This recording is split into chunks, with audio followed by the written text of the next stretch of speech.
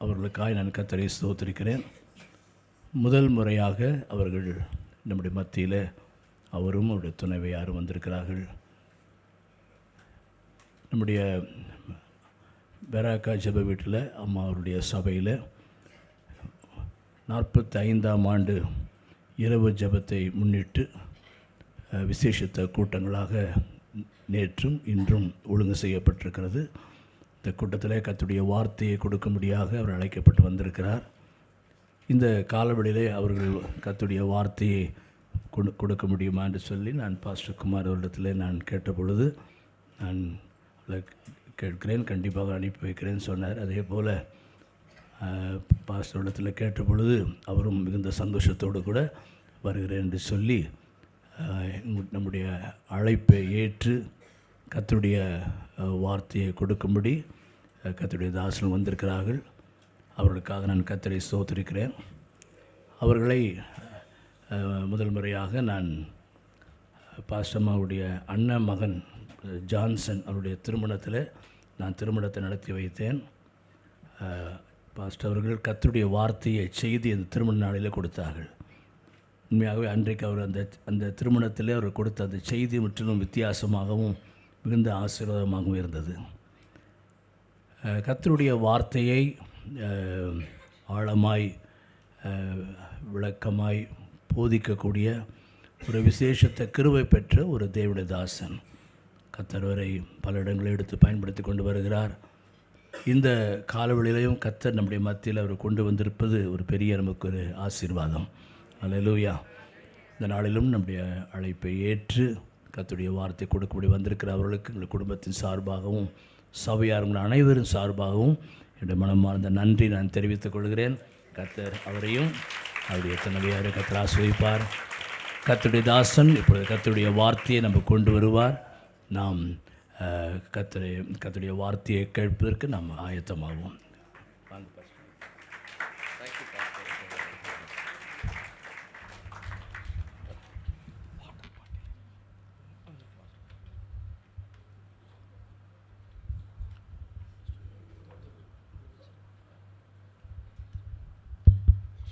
Praise Father. Amen. Thank you Jesus. Thank you Father. Amen. மத்தியில் இருக்கிறதுலே ரொம்ப சந்தோஷம். பட்டணத்துக்கும் தேசத்துக்கும் ஆசீர்வாதமாக இருக்கிற ஒரு மூத்த தேவ மனிதருடைய ஸ்தலத்தில் அவங்க ஸ்தானத்தில் நிற்கிறதுல நாங்கள் ரொம்ப சந்தோஷப்படுகிறேன். கர்த்தருடைய வார்த்தைக்கு நேராக நாம் கடந்து போகலாம். 1 சாமுவேல் புஸ்தகம் 30வது அதிகாரம் 1வது வசனத்திலிருந்து 1-2 வசனங்கள். 1 சாமுவேல் புஸ்தகம் 30ஆம் அதிகாரம் 1-2 வசனங்கள். தாவீதும் அவன் மனுஷரும் 3ஆம் நாளிலே சிக்லாகுக்கு வந்து சேருகிறதற்குள்ளே அமலேக்கியர் தென்புறத்து சீமையின் மேலும் சிக்லாகின் மேலும் விழுந்து சிக்லாகை கொள்ளையடித்து அதை அக்கினியினாலே சுட்டெரித்து அதிலிருந்து ஸ்திரீகளாகிய சிறியவர்களையும் பெரியவர்களையும் சிறைப்பிடித்து ஒருவரையும் கொன்று போடாமல் அவர்களை பிடித்துக்கொண்டு தங்கள் வழியே போய்விட்டார்கள். சரி, இப்ப நல்லா கவனிங்க. தாவீதும் அவருடைய மனுஷரும் சிக்லாக் என்கிற பட்டணத்தில் இருக்கிறாங்க. இப்போதைக்கு இந்த அதிகாரத்தை நம்ம வாசிக்கிற போது தாவீதும் அவரோடு கூட இருக்கிறவர்களும் சிக்லாக் என்கிற ஒரு பட்டணத்தில் அவங்க வாழ்கிறாங்க. இந்த அதிகாரம் எதை குறித்து பேசுகிறது என்று சொன்னால், இந்த அதிகாரத்துக்கு இழப்பின் அதிகாரம்னு பேர் வைத்திருக்கிறார்கள். சாப்டர் ஆஃப் லாஸ் என்று சொல்லுவாங்க. இழப்பின் அதிகாரம். கர்த்தருடைய பிள்ளைகளுடைய வாழ்க்கையில் இடுக்கமான சூழ்நிலைகள் வருகிற போது, இழப்புகள் வருகிற போது, அல்லது அவங்க விரும்பத்தகாத சில சூழல்கள் மத்தியில் கடந்து போகிற போது கர்த்தருடைய பிள்ளைகள் என்ன செய்ய வேண்டும், அப்படி அவர்கள் அதை செய்கிற போது கர்த்தர் அவர்களுக்காக என்ன காரியங்களை எல்லாம் அவர் நடப்பிப்பார் என்பதை வேதம் என்ன செய்கிறது, இந்த அதிகாரத்தில் சொல்லுது. இப்போ தாவீதும் அவனுடைய மனுஷரும் இருக்கிற அந்த பட்டணத்துக்கு ஜிக்லாக் அப்படின்னு பேர். என்ன பேர் சொல்லுங்க பார்க்கலாம்? ஜிக்லாக் அப்படின்னு பேர். அதுக்கு என்ன அர்த்தம்னா, அந்த அர்த்தத்தை சொல்கிறத விட கொஞ்சம் அதை வியாக்கியானப்படுத்தி காட்டுறேன். அதாவது நீங்கள் இந்த கரும்பு ஜூஸ் பிழிகிற மெஷின் பார்த்துருப்பீங்க தானே? சுகர் கேன் மெஷின் பார்த்துருப்பீங்க, இல்லை ரோட்லலாம் வச்சுருப்பாங்கல்ல. 2 பற்சக்கரங்கள் இருக்கும். அந்த 2 பற்சக்கரங்களுக்கு நடுவில், 2 இரும்பு உருளைகளுக்கு நடுவில் அந்த கரும்பை உள்ளே விடுகிற போது அந்த கரும்பு 2 சக்கரங்களுக்கு நடுவில் என்ன செய்யப்படும்? கசக்கி பிழியப்படும் பாருங்க. அப்படி கசக்கி பிழியப்படுகிற அனுபவத்துக்கு தான் ஜிக்லாக் அப்படின்னு பேர். பற்களுக்கு நடுவில் சிக்கி கொண்ட நிலைமை. நீங்கள் இந்த முதலையினுடைய பல்லை பார்த்துருக்கீங்களா? நம்ம பல்லுலாம், மனுஷ பல்லாம் எப்படி இருக்குன்னா, ஒரு பல்லுக்கு ஒரு பல் நேராக இருக்கும், அப்படி போய் வந்து முட்டும். முதலையினுடைய பல்லு நேருக்கு நேர் இருக்காது, ஒரு பல்லுக்கு ஒரு பல் கொஞ்சம் விலகி இருக்கும், பார்த்துருக்கீங்களா? அது போய் அப்படி கரெக்டாக உள்ளே போய் ஒரு பல் இன்னொரு பல்லோட என்ன செய்யும், அப்படியே சிக்கிருச்சுன்னு வச்சுக்கிறீங்களேன். அதைத்தான் ஜிக் ஜாக் அப்படின்னு சொல்லுவாங்க, ஜிக் ஜாக் மெத்தடுன்னு. இது ஒன்றுக்கு ஒன்று நேராக இருக்காது, ஒன்று கொஞ்சம் கொஞ்சம் அப்படி விலகி இருக்கும். அப்படின்னா என்ன அர்த்தம்னா, அதுக்குள்ளே சிக்கிருச்சுன்னா வெளியே என்ன செய்ய முடியாது, எதுவா தப்ப முடியாது, வர முடியாது. இந்த ஜிக்லாக் அப்படிங்கிறதுல இருந்து தான் இந்த ஜிக் ஜாக்குங்கிற வார்த்தை வந்துச்சுன்னு சொல்கிறாங்க. சரி, அப்போ ஜிக்லாக்னா என்ன அர்த்தம்னா, கசக்கி பிழியப்படுகிற ஒரு சூழ்நிலை. இப்போ நம்ம வாசிப்பது 1 சாமுவேல் 30வது அதிகாரம். நீங்கள் எடுக்க வேண்டாம், 1 சாமுவேல் 16வது, நீங்கள் சொல்கிறத மட்டும் கவனிச்சுட்டே வந்தால் போதும். 1 சாமுவேல் 16வது அதிகாரத்தில் தான் கர்த்தர் தாவீதை அபிஷேகம் பண்ணினார். சொல்லுங்க, எத்தனாவது அதிகாரத்தில்? 1 சாமுவேல் 16. அதுக்கு முன்பாகவே தாவீதினுடைய சொந்த குடும்பம் கைவிட்டிருக்கிறது இல்லையா? அவர் சொல்லும்போது சொன்னார், என் தகப்பனும் என் தாயும் என்னை கைவிட்டாலும். தமிழில் கைவிட்டாலும்னு இருக்கு. இங்கிலீஷில் நீங்கள் வாச்சிங்கன்னா, for my father and my mother have forsaken me. கைவிட்டாலும் இல்லை, கைவிட்டார்கள். தாவீத சில காரணங்களுக்காக தாவீதினுடைய சொந்த தகப்பனும் தாயும் என்ன செய்து விட்டார்களா? கைவிட்டு விட்டார்கள். இப்ப தாவீதினுடைய சொந்த சகோதரர்கள் அவனை வேற்று மனுஷனாய், அந்நியனாய், புறஜாதியானாய் பார்த்தார்கள். தாவீது சொல்லும்போது சொல்றார், என் சகோதரருக்கு நான் வேற்று மனுஷனோ, என் தாயின் பிள்ளைகளுக்கு அந்நியனுமானே. என் சொந்த சகோதரர்கள் என் தாய் வயிற்று பிள்ளைங்க, யாரோ ஒன்று விட்டு சித்தப்பா பெரியப்பா கிடையாது. என் சொந்த தாயினுடைய பிள்ளைகள் என்னை வேற்று மனுஷனாய் பார்க்கிறார்கள், அந்நியனாய் பார்க்கிறார்கள், புறஜாதியானாய் பார்க்கிறார்கள்.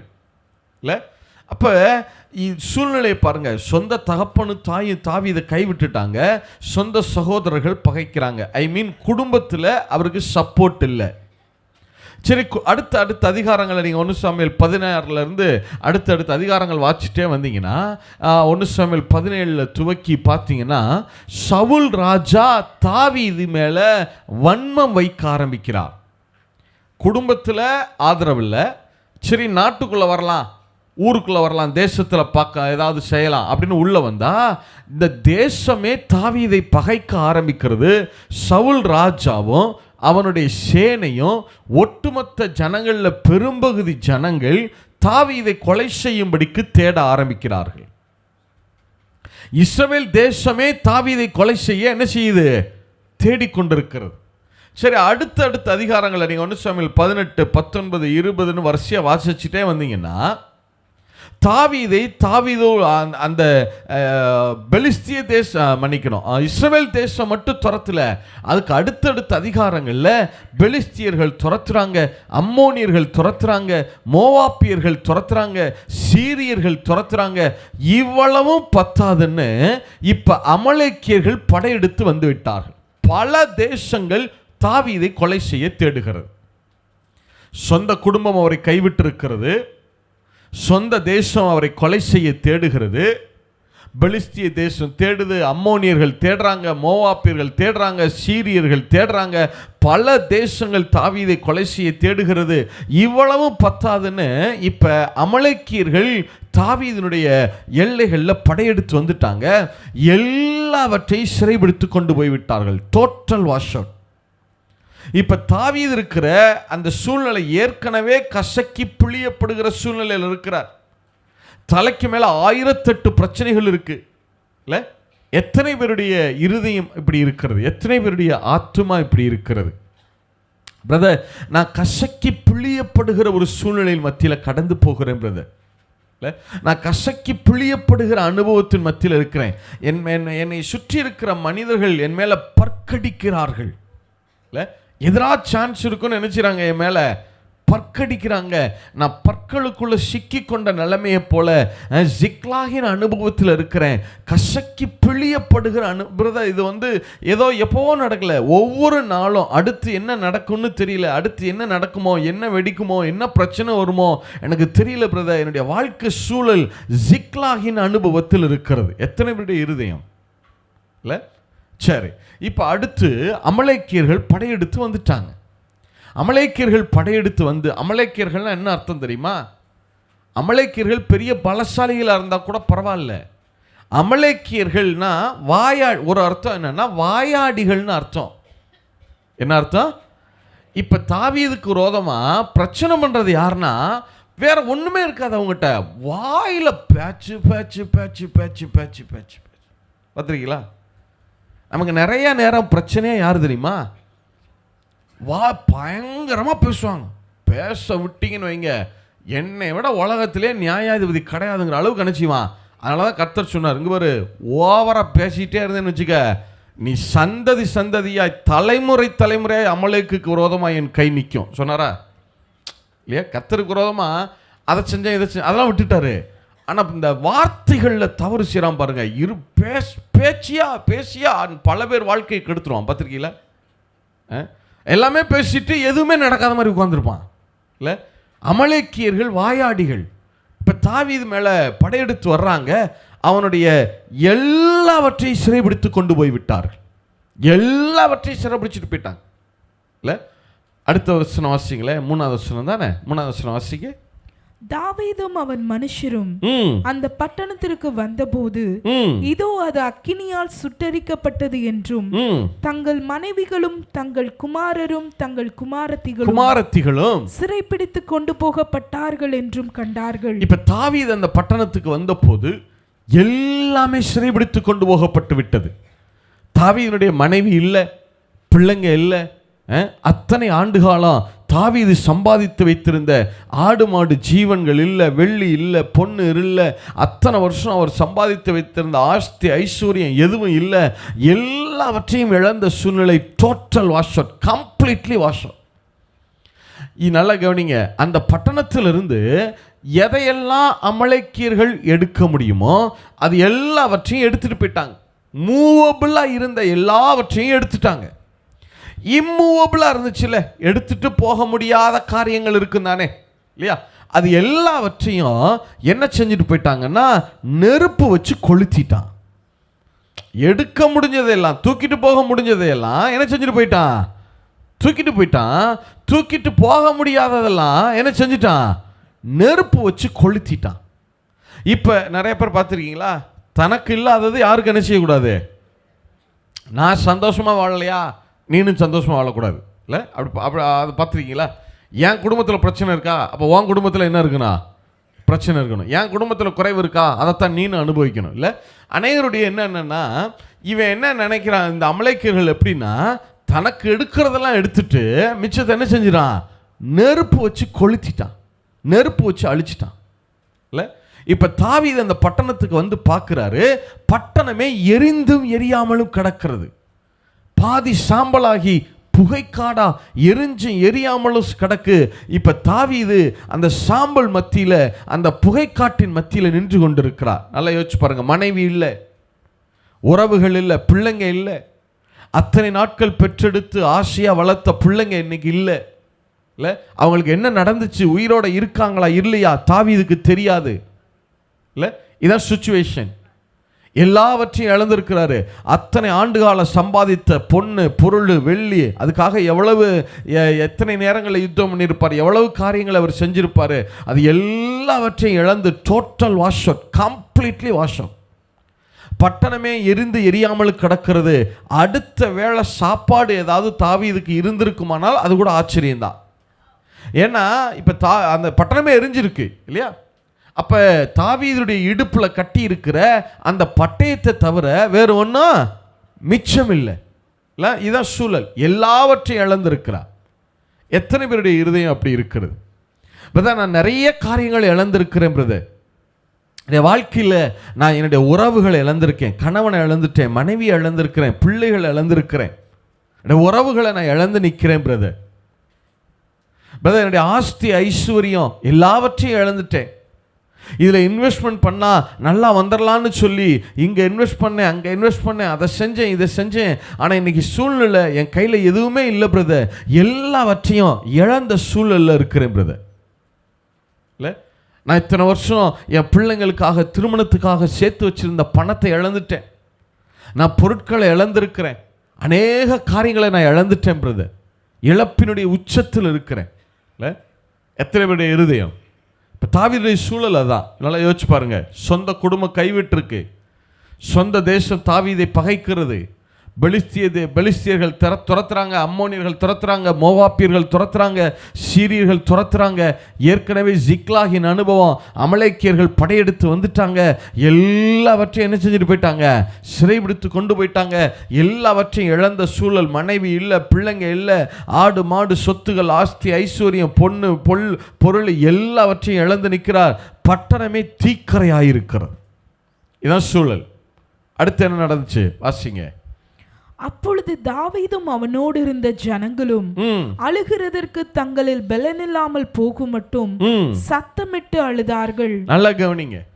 தாவீது அந்த சாம்பல் மத்தியில, அந்த புகைக்காட்டின் மத்தியில விழுந்து புரண்டு அழ ஆரம்பிக்கிறார். நல்லா கவனிங்க. அழுகிறதற்கு தங்களில் பலனில்லாமல் போகும் மட்டும் என்ன செய்தார்களா? சத்தமிட்டு அழுதார்களா. அதாவது நடந்த அந்த சம்பவத்தை மனசு இன்னும் ஏற்றுக்கொள்ளலை. நடந்த அந்த சம்பவத்தை மனது என்ன செய்யலை, இன்னும் ஏற்றுக்கொள்ளலை. நடந்த அந்த சம்பவத்தை சரி ஏதோ நடந்துருச்சு, அடுத்த காரியத்தை பார்ப்போம் அப்படின்னு என்ன செய்ய முடியல, அவரால் நினைக்க முடியல. அவர் என்ன நினைக்கிறார்னா, இன்னும் அழணும்னு நினைக்கிறாரு. ஆனால் அழுகிறதுக்கு கூட என்ன இல்லையா, பலன் இல்லை. இல்லை, தாவீது எவ்வளவு பராக்கிரமசாலி தெரியுமா? தாவீதை குறித்து இந்த வார்த்தை சொல்லப்படுது பாருங்க. தாவீது எப்படிப்பட்டவர்? மகாபராக்கிரமசாலி அவர். இல்லை, ஒரு கையில் கேடகத்தையும் அப்படி ஷீல்டையும் இன்னொரு கையில் அப்படி பட்டயத்தையும் எடுத்து பிடிச்சான்னா மனுஷன், அவனுக்கு முன்னாடி பெரிய சேனையே நின்னாலும் மனுஷன் பயப்பட மாட்டான். இந்த பக்கம் உள்ளே போய் அந்த படைக்குள்ளே உள்ளே பாஞ்சிருவான். இல்லை, அவனை யாருமே என்ன செய்ய முடியாது, மறிச்சு நிற்க முடியாது. அவ்வளோ அவன் வாள் வீசினான்னா எதிர்த்து யாரும் என்ன செய்ய முடியாது, வாள் வீச முடியாது. அந்த அளவு ஃபோர்ஸாக வாள் வீசுவான். அவனை யாருமே மறிச்சு நிற்க முடியாது. ஒரு பெரிய படையேனாலும் மனுஷன் பயப்பட மாட்டான். இந்த பக்கம் உள்ளே போய் என்ன செஞ்சிருவான், அந்த பக்கம் என்ன செஞ்சிருவான், வெளியே வந்துடுவான். இல்லை, அதனால தான் அவன் சொல்கிறான், உம்மாலே நான் ஒரு சேனைக்குள் பாய்வேன். சேனேனாலும் மனுஷன் பயப்பட மாட்டான். அப்படிப்பட்ட மகா பராக்கிரமசாலி. ஆனால் அவனை குறித்து வேதம் சொல்லுகிறது, அழுகிறதுக்கு கூட அவனுக்கு என்ன இல்லையா, பலன் இல்லாமல் போயிட்டு. அப்படிலாம் அனுபவப்பட்டிருக்கீங்களா? அப்படிலாம் அனுபவப்பட்ட தருணங்கள் உண்டா பிரதர்? அழுகிறதுக்கு கூட எனக்கு பலன் இல்லை பிரதர். இல்லை, நிறைய நேரங்களில் நான் ஊழியத்திலலாம் அனுபவிச்சிருக்கிறேன். சில நேரங்கள்லாம் நமக்கு என்னென்னா, சில சம்பவங்கள் நம்முடைய மனதை ரொம்ப துக்கப்படுத்தும். ஆனால் நம்ம அழுதோம்னா நம்மளை சுற்றி இருக்கிற எல்லாமே என்ன செஞ்சிடும், சோர்ந்துடும். விசுவாசிகள் பார்த்தா எப்படி இருக்கும், அல்லது மற்றவங்க பார்த்தா எப்படி இருக்கும்? நம்ம அழுகிறத பார்த்தா சாத்தான் சிரிப்பானே, அவ்வளவு மனதை பாரப்படுத்தும் பாருங்க. அழுகிறதுக்கு கூட என்ன இருக்காது, பலன் இல்லாத சூழல். இல்லை, எத்தனை தருணங்களில் கணவர் பாத்திரக்கூடாது, மனைவி பாத்திரக்கூடாது, பிள்ளைங்க பாத்திரக்கூடாதுன்னு சொல்லி அறையை பூட்டிட்டு நீங்கள் அழுத தருணங்கள் எத்தனை?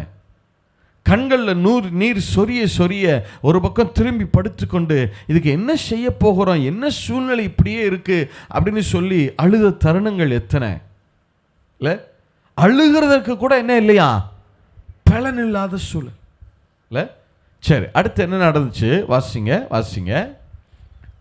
தாவீது 2 மனைவிகளாகிய இஸ்ரேல் ஊராளான அகினோவாமும் கர்மேல் ஊராளான நாபாலின் மனைவியாயிருந்த அபிகாயிலும் சிறைப்பிடித்து கொண்டு போகப்பட்டார்கள். நல்லா யோசிச்சு பாருங்களேன். அநேகம் பேர் தாவீதினுடைய மனைவிமார்கள், அவர் கூட இருந்தவங்களுடைய மனைவி பிள்ளைங்க, தாவீதுடைய மனைவி பிள்ளைங்க நிறைய பேர் சிறைப்பிடித்து கொண்டு போகப்பட்டார்கள். ஆனால் அத்தனை பேரையும் அத்தனை பேர்களுடைய பெயரையும் எல்லாத்தையும் ஆவியானவர் எழுதி வைக்கல. ஆனால் குறிப்பிட்ட 2 பேருடைய பேரை மாத்திரம் ஆவியானவர் அங்கே பதிவு செஞ்சிருக்கார் பாருங்க இல்லை? அப்போ குறிப்பிட்ட அவர் எழுதுறாருனால கண்டிப்பாக என்ன இருக்குது, அதில் ஏதோ ஒரு காரிய விசேஷம் இருக்குன்னு அர்த்தம் இல்லை, விஷயம் இருக்குன்னு அர்த்தம். ஒருத்தி பேர் தாவீதுடைய மனைவி, ஒருத்தி பேர் அகினோவாம். சொல்லுங்க, ஒருத்தி பேர் என்ன? அகினோவாம். Very good. இன்னொருத்தி பேர் அபிகாயில். சொல்லுங்க, இன்னொருத்தி பேர் என்ன? அபிகாயில். Very good. அகினோவாம்னா என்ன அர்த்தம்னா கிருபை அப்படின்னு அர்த்தம். கிருபை பெற்றவள் அல்லது கிருபை, கிரேசியஸ் அஸ் கிரேஸ்ஃபுல், கிருபை பெற்றவள் அப்படின்னு அர்த்தம். அகினோவாம்னா கிருபை. சொல்லுங்க, அகினோவாம்னா என்ன அர்த்தம்? கிருபை. இப்ப மேலோட்டமா பார்த்தா தாவீது அகினோவாமை இழந்திருக்கிறார். ஆனா அதையே கொஞ்சம் ஆழமா ஆவிக்குரிய அர்த்தத்தில் பார்த்தீங்கன்னா தாவீது எதை இழந்தது போல தெரிகிறது? கிருபையை இழந்தது போல தெரிகிறது. தாவீதினுடைய சூழல் என்னன்னா, அவர் எதை இழந்த மாதிரி இருக்குன்னா, தேவன் தன் மேல வச்சிருந்த கிருபையவே இழந்தது போல தெரிகிறது இல்லை? ஆக்சுவலாக கிருபையை அவர் இழக்கல, ஆனால் சூழல் அப்படி இருக்கிறது இல்லையா? சூழல் அப்படி இருக்கு. கிருபையவே அவர் என்ன செஞ்ச மாதிரி தெரியுது. இப்போ தாவீது கூட இருக்கிறவங்க என்ன சொல்லுவாங்க? தாவீதுடைய வாழ்க்கையில் தாவீதுடைய வாழ்க்கையில் ஏன் இப்படி எல்லாம் சம்பவங்கள் நடக்கிறது? ஏன் இவ்வளவு இழப்பு? ஏன் இவ்வளவு பிரச்சனைகள் தொடர்ந்து அடுத்து அவருக்கு என்ன இருந்துகிட்டே இருக்கு? பிரச்சனைகள் இருக்கு. தாவீதுடைய வாழ்க்கை. அப்போ தாவீது தேவன் தன் மேலே வச்சிருந்த கிருபையை இழந்துட்டாரு அப்படிதானே உலகம் பேசும் இல்லை? தாவீது அவர் சரியில்லைங்க, அதனால தான் அவருக்கு தேவன் இப்படியெல்லாம் செஞ்சு அனுமதிச்சு அவரை தண்டிக்கிறாரு, பனிஷ் பண்ணுறாரு. தேவன் அவர் மேலே வச்சிருந்த கிருபையெல்லாம் முன்ன மாதிரி என்ன இல்லை, இப்பெல்லாம் இல்லைங்க இல்லை? தாவீது இப்போ தாவீதை கேட்கக்கூடும் தானே, ஆண்டவர்கிட்ட கேட்க முடியும். ஆண்டவரே, நீங்கள் என் மேலே நேசம் வச்சுருந்தீங்கன்னா என்னுடைய வாழ்க்கையில் ஏன் இப்படிப்பட்ட தருணங்கள்? நீங்கள் மேலே நேசம் வச்சுருந்தா, நீங்கள் மேலே கிருபையாக இருந்தா என்னுடைய வாழ்க்கையில் ஏன் இப்படிப்பட்ட இழப்புகள், ஏன் இப்படிப்பட்ட சூழ்நிலைகள் இல்லை? இயலாமையில், அதாவது நிறைய நேரங்களில் மனிதர்கள் எப்போ உடைவாங்க தெரியுமா? இயலாமல் இருக்கும் பாருங்க. ஒரு காரியத்தை செய்ய வேண்டி இருக்கும், பிள்ளைங்களுக்கு ஒரு காரியத்தை செய்யணும், ஆனால் செய்வதற்கு பணம் இருக்காது. சரீரத்தில் ஒரு காரியத்தை இதை செஞ்சாதான் நமக்கு உதவியாக இருக்குன்னு இருக்கும், ஆனால் செய்யறதுக்கு முடியாது. இயலாமல் ஏதோ ஒரு பிரச்சனையை வச்சுக்கிறீங்க சரீரத்தில், ஆனால் அந்த காரியத்தை செய்ய முடியல. ஆனால் செய்யணுங்கிற தேவை இருக்கும், ஆனால் செய்வதற்கு முடியல. ஒரு இயலாமல் இருக்கும் பாருங்க. தாவீதுடைய சூழல் பாருங்க, எல்லாவற்றையும் இழந்து நிற்கிறார். அவரால் மனைவி அவ்வளவு பெரிய பராக்கிரமசாலி, எல்லாரும் என்ன நினைப்பாங்க? இவ்வளவு பெரிய பராக்கிரமசாலி, மனைவி பிள்ளைங்களை கூட காப்பாற்ற முடியல இல்லை? எத்தனையோ யுத்தங்களை செய்தவன், கர்த்தருடைய யுத்தங்களை எல்லாம் வெற்றிகரமாய் நடத்தினவன், ஆனால் சொந்த மனைவியையும் பிள்ளைகளையும் என்ன செய்ய முடியல, காப்பாற்ற முடியல. இப்போ தாவீது என்ன நினச்சிருப்பார்? ஆண்டவரே, நான் எத்தனை யுத்தங்கள் பண்ணியிருப்பேன், எத்தனை வெற்றிகள் அடைஞ்சிருப்பேன், ஆனால் என்னுடைய வாழ்க்கையில் ஏன் இப்படிப்பட்ட ஒரு காரியம்? அப்போ நீங்கள் என் மேலே கிருபியா இல்லையா? நீங்கள் மேலே இரக்கமா இல்லையா? தயவா இல்லையா? இல்லை, நம்ம நிறைய நேரங்களில் கேட்போம், ஆண்டவரே, நீங்கள் என் மேலே இறக்க வச்சுருந்தா என்னுடைய வாழ்க்கையில் ஏன் இப்படிப்பட்ட ஒரு காரியம்? நீங்கள் என் மேலே அப்போ அன்பா இல்லையா? நான் உங்களுக்கு பிள்ளை இல்லையா? நீங்கள் என் மேலே இறக்க வச்சுருந்தா என்னுடைய சரீரத்தில் இருக்கிற இந்த பிரச்சனையினால் நான் இயலாமையில் எவ்வளவு கஷ்டப்படுறேன். அல்லது பண கஷ்டத்தில் இயலாமையிலான நான் எவ்வளவு கஷ்டப்படுறேன் இல்லை? இப்போ நீங்கள் என் வாழ்க்கையில் ஏன் இந்த இழப்பு, என் வாழ்க்கையில் ஏன் இப்படிப்பட்ட தருணங்கள், ஏன் இப்படிப்பட்ட சூழ்நிலைகள்? அப்போ நீங்கள் என் மேலே இறக்கம் வச்சுருந்தீங்கன்னா ஏன் இப்படிப்பட்ட ஒரு விபத்து, ஒரு ஆக்சிடென்ட், அல்லது ஒரு விரும்பத்தகாத ஒரு காரியம், ஒரு வியாதி, ஏதோ ஒரு பிரச்சனை, அப்போ நீங்கள் மேலே கிருபையா இல்லையா? இல்லை, தாவீதே இப்போ கேட்கக்கூடும் இல்லை? அப்போ ஒரு பக்கம் அகினோவாமை இழந்திருக்கிறார் அப்படின்னா என்ன அர்த்தம்? எதை இழந்தது மாதிரி தெரிகிறது? கிருபையை. தாவீது இனிமேல் தேவனிடத்தில் போய் கூட என்ன செய்ய முடியாது, நிற்க முடியாதுங்கிற சூழல். ஆண்டவர்கிட்ட கூட அவன் வர முடியாதுங்க, அவன் அவன் அவன் அவன் வந்து சரியில்லாத ஆள், இல்லை கர்த்தர் வந்து அவன் மேலே வச்ச கிருபையெல்லாம் என்ன செஞ்சுட்டாரு, முற்று முடிய போக்கடிச்சிட்டான், அவ்வளோதான், இனிமேல் முடிஞ்சு, இனிமேல் தாவீது யார்கிட்ட கூட போக முடியாது, கர்த்தர்கிட்ட கூட போக முடியாது, அப்படி தான் எல்லாரும் சொல்லுவாங்க. அகினோவாம் அப்படின்னா கிருபை. இன்னொரு பக்கம் இன்னொருத்தி பேர் அபிகாயில். சொல்லுங்க, இன்னொருத்தி பேர் என்ன? அபிகாயில். அபிகாயில் அப்படின்னா சோர்சஸ், ஆதாரங்கள், வாழ்வாதாரம், லைஃப் சோர்சஸ் இல்லை, லைஃப் சோர்சஸ். இப்போ தாவீது மேலோட்டமாக பார்த்தா அபிகாயிலை இழந்திருக்கிறா. ஆனால் கொஞ்சம் ஆழமாக பார்த்தீங்கன்னா தாவீது தன்னுடைய எல்லா வாழ்வாதாரங்களையும் இழந்து நிற்கிறார். தன்னுடைய வாழ்க்கைக்கு ஆதாரமாக இருந்த எல்லா காரியங்களையும் என்ன செய்கிறார், அவர் இழந்து நிற்கிறார். இதான் தாவீதுடைய சூழல். எத்தனை பேருடைய சூழல் அப்படி இருக்கு பிரதர்? என்னுடைய சரீரத்தில் ஒரு பிரச்சனை, ஒரு வியாதி, எப்போ என்ன நடக்குன்னு எனக்கு என்ன செய்யலை தெரியல. நான் என் குடும்பத்திற்கு ஆதாரமானவ, ஆனால் என் குடும்பம் இல்லைன்னா அந்த குடும்பம் என்ன ஆகும்னு எனக்கு என்ன செய்யல தெரியல. இப்போ என் கணவர் தான் என் குடும்பத்துக்கு ஆதாரமானவ, என் மனைவி தான் என் குடும்பத்துக்கு ஆதாரமானவங்க, ஆனால் அவங்களுடைய சரீரத்தில் பிரச்சனை, எப்போ என்ன நடக்கும்னு என்ன செய்யல தெரியல. நான் என் வாழ்வாதாரத்தை இழந்து கொண்டிருக்கிறேன் பிரதர். இல்லை, நமக்கு வாழ்வாதாரம் கர்த்தர் தான். ஆனால் கர்த்தர் நமக்கு சில காரியங்களை, ஒரு சில தொழில், ஏதோ ஒரு காரியத்தை கொடுத்துருப்பார் தானே.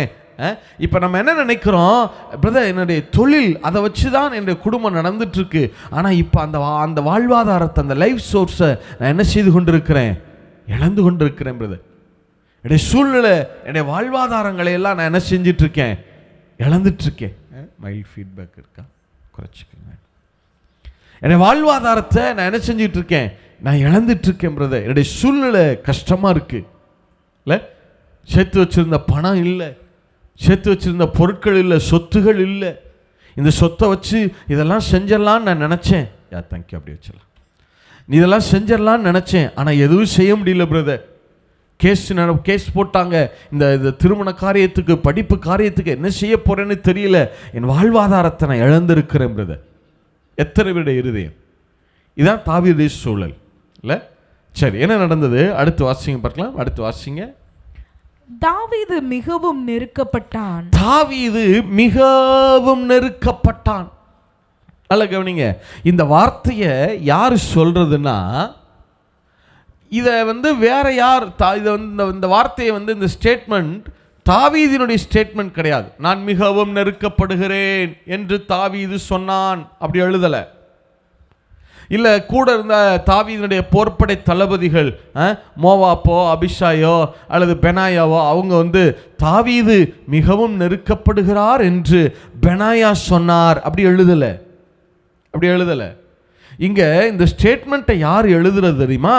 பரிசுத்த ஆவியானவர் சாமுவேலை கொண்டு இந்த புஸ்தகத்தை எழுதுகிற போது ஆவியானவரே இந்த ஸ்டேட்மெண்ட்டை இப்படி பதிவு செய்திருக்கிறார். என்ன? தாவீது மிகவும் நெருக்கப்பட்டான். அப்ப இந்த ஸ்டேட்மெண்ட் யாருடைய ஸ்டேட்மெண்ட்? இது பரிசுத்த ஆவியானவரே அந்த காரியத்தை எழுதுகிற போது, இந்த சம்பவத்தை வேதத்தில் பதிவு செய்கிற போது ஆவியானவரே இவ்விதமாய் பதிவு செய்கிறார். அப்ப பரிசுத்த ஆவியானவருடைய பார்வையிலேயே அந்த நெருக்கம் மிகவும் நெருக்கமாக இருந்திருக்குமே. ஆனால் அப்ப அது எவ்வளவு கஷ்டமான ஒரு சூழ்நிலையா இருந்திருக்கும் இல்லை? எப்படி சூழ்நிலை பாருங்க. அடுத்து என்ன நடந்தது வாசிங்க பார்க்கலாம். வாசிங்க. தாவீது மிகவும் நெருக்கப்பட்டான். சகல ஜனங்களும் தங்கள் குமாரர் குமாரத்திகளின் நிமித்தம் மனக்லேசமானதினால் அவனை கல்லெறிய வேண்டும் என்று சொல்லிக் கொண்டார்கள். இவ்வளவு பிரச்சனை இருக்கு. இது பத்தாதுன்னு இப்ப கூட இருக்கிற ஆட்கள் வேற இல்ல. அத்தனை பேரும் சொல்றாங்க தாவீதை கல்லெறிந்து கொலை செய்ய வேண்டும் என்று சொல்லுகிறார். அத்தனைக்கும் யாருதான் காரணங்கிறாங்க? தாவீது தான் காரணம். பிரச்சனை அத்தனைக்கும் யாரு தான் காரணம்? தாவீது தான் காரணங்கிறாங்க இல்ல. என்ன ஒரு ஒரு சூழ்நிலை யோசிச்சு பாருங்களேன். இல்ல ஆச்சரியம் என்ன தெரியுமா? ஆச்சரியம் என்ன தெரியுமா? இத்தனை காலம் தாவீதால ஆசீர்வாதங்கள் வந்த போதெல்லாம் அதுல இருந்து பங்கு வாங்கி கொண்டவர்கள். உண்மைதானா? இத்தனை நாள் எங்கெல்லாம் தாவீது போய் ஜெயிச்சுட்டு வந்தாரோ அந்த ஆசீர்வாதங்கள்ல இருந்துலாம் என்ன வாங்கிக்கிட்டாங்க? பங்கு வாங்கிட்டாங்க. ஆனா இப்போ ஒரு பிரச்சனைன்னு வந்த உடனே அத்தனை பேருடைய விரல்களும் யாரை நோக்கி நீட்டப்படுகிறது? தாவீதை நோக்கி நீட்டப்படும் இல்ல. ஒரு ஒரு ஒரு அதாவது தாவீதுட்ட எனக்கு பிடிச்ச விஷயம் என்னன்னா, நல்லா யோசிச்சு பாருங்களேன். தாவீது இவ்வளவு காலம் நன்மை தான் நடந்திருக்கு. அவரால் இவ்வளவு காலம் என்ன நடக்குது? உலகம் எப்படி இருக்குன்னா, நீ தான் எனக்கு தர்றியா நீ நல்லா இல்லை, நீ தரலையா நீ என்ன ஆள் இல்லை, நல்லவே இல்லை, அப்படி தான் ஹேண்டில் பண்ணோம் இல்லையா? ஆனால் தாவீதுடைய அந்த தலைமைத்துவத்தை பாருங்களேன். இத்தனை பேர் கல்லெறிய கற்கள் எடுத்து நிற்கிறான். அப்போ கூட அவர் பேசவே இல்லை. அப்போ கூட அமைதியாக இருக்கிறாரு இல்லை. உண்மை என்ன தெரியுமா? உண்மை என்னன்னா, ஆசீர்வாத கர்த்தர் பயன்படுத்துகிற ஆசீர்வாத பாத்திரங்கள் என்ன நினைப்பாங்கன்னா, அதாவது அவங்க அநேக நேரங்களில் சில நேரங்களில் ரியாக்ட் பண்ணலாம். ஆனால் அநேக நேரங்கள் என்ன செஞ்சிருவாங்கன்னா, அமைதியாக போகிறதுக்கு காரணம் என்னென்னா, அவங்களுக்கு தெரியும் என்னுடைய நோக்கம் நான் தான் எல்லாம் ஆசீர்வாதம் அப்படின்னு ப்ரூவ் பண்ணுறது என்னுடைய நோக்கம் இல்லை. என்னைய கர்த்தர் எதுக்கு வச்சிருக்காருன்னா, அநேகருக்கு ஆசீர்வாதமாக இருக்கிறதுக்கு தான் கர்த்தர் என்னை வச்சிருக்கிறாரு. நான் அப்படி ஆசீர்வாதமாக இருந்துகிட்டே போயிடுவேன். எத்தனை பேர் ஆமேன்னு சொல்ல முடியும்? அவன் பாட்டுக்கு இருக்கான் பாருங்க. அத்தனை பேர் கற்களை கரத்தில் எடுத்து நிற்கிறான். நீங்கள் பார்த்துருக்கீங்களா? நல்ல விஷயங்கள் நடக்கிறப்பெல்லாம் பாருங்களேன், உடனே கிரெடிட்டை அவங்க எடுத்துக்கிடுவாங்க. கிரெடிட்டை அவங்க எடுத்துக்கிறான். நான் தான் காரணம், நான் ஜோமன் பிரதர், கர்த்தர் என் நிமித்தம் தான் இதை செஞ்சார் தெரியுமா, எனக்கு அப்போவே வாக்கு பண்ணார் தானே பிரதர், எனக்கு 2008லேயே சொல்லியிருக்காரு பிரதர் இதெல்லாம் இருக்கும்னு, அதனால தான் பிரதர் இது நடந்துச்சு. அத்தனை கிரெடிட்டையும் தாங்கள் எடுத்துக்கொள்வாங்க, காலரை தூக்கி விட்டுக்குவாங்க இல்லை. எல்லாமே எல்லா பிளஸ்ஸிங்கும் என்னால தான். அப்போ பிரச்சனை அது எல்லாமே ஒன்னால. பார்த்துருக்கீங்களா? அதாவது ஒரு நெகட்டிவாக ஒரு காரியம் நடக்கட்டும், யாரும் ரெஸ்பான்சிபிலிட்டி எடுக்க மாட்டாங்க. அத்தனை பேருடைய விரல்களும் உங்களை நோக்கி தான் நீட்டப்படும் இல்லை. நல்ல தாவீது சொல்கிறான் பாருங்க, தாவீதை குறித்து சொல்கிறாங்க அத்தனை பேரும், இவனால தான் எல்லாம், இவனை என்ன செய்யணுங்கிறாங்க, கல்லறிந்து கொல்லணுங்கிறாங்க இல்லை.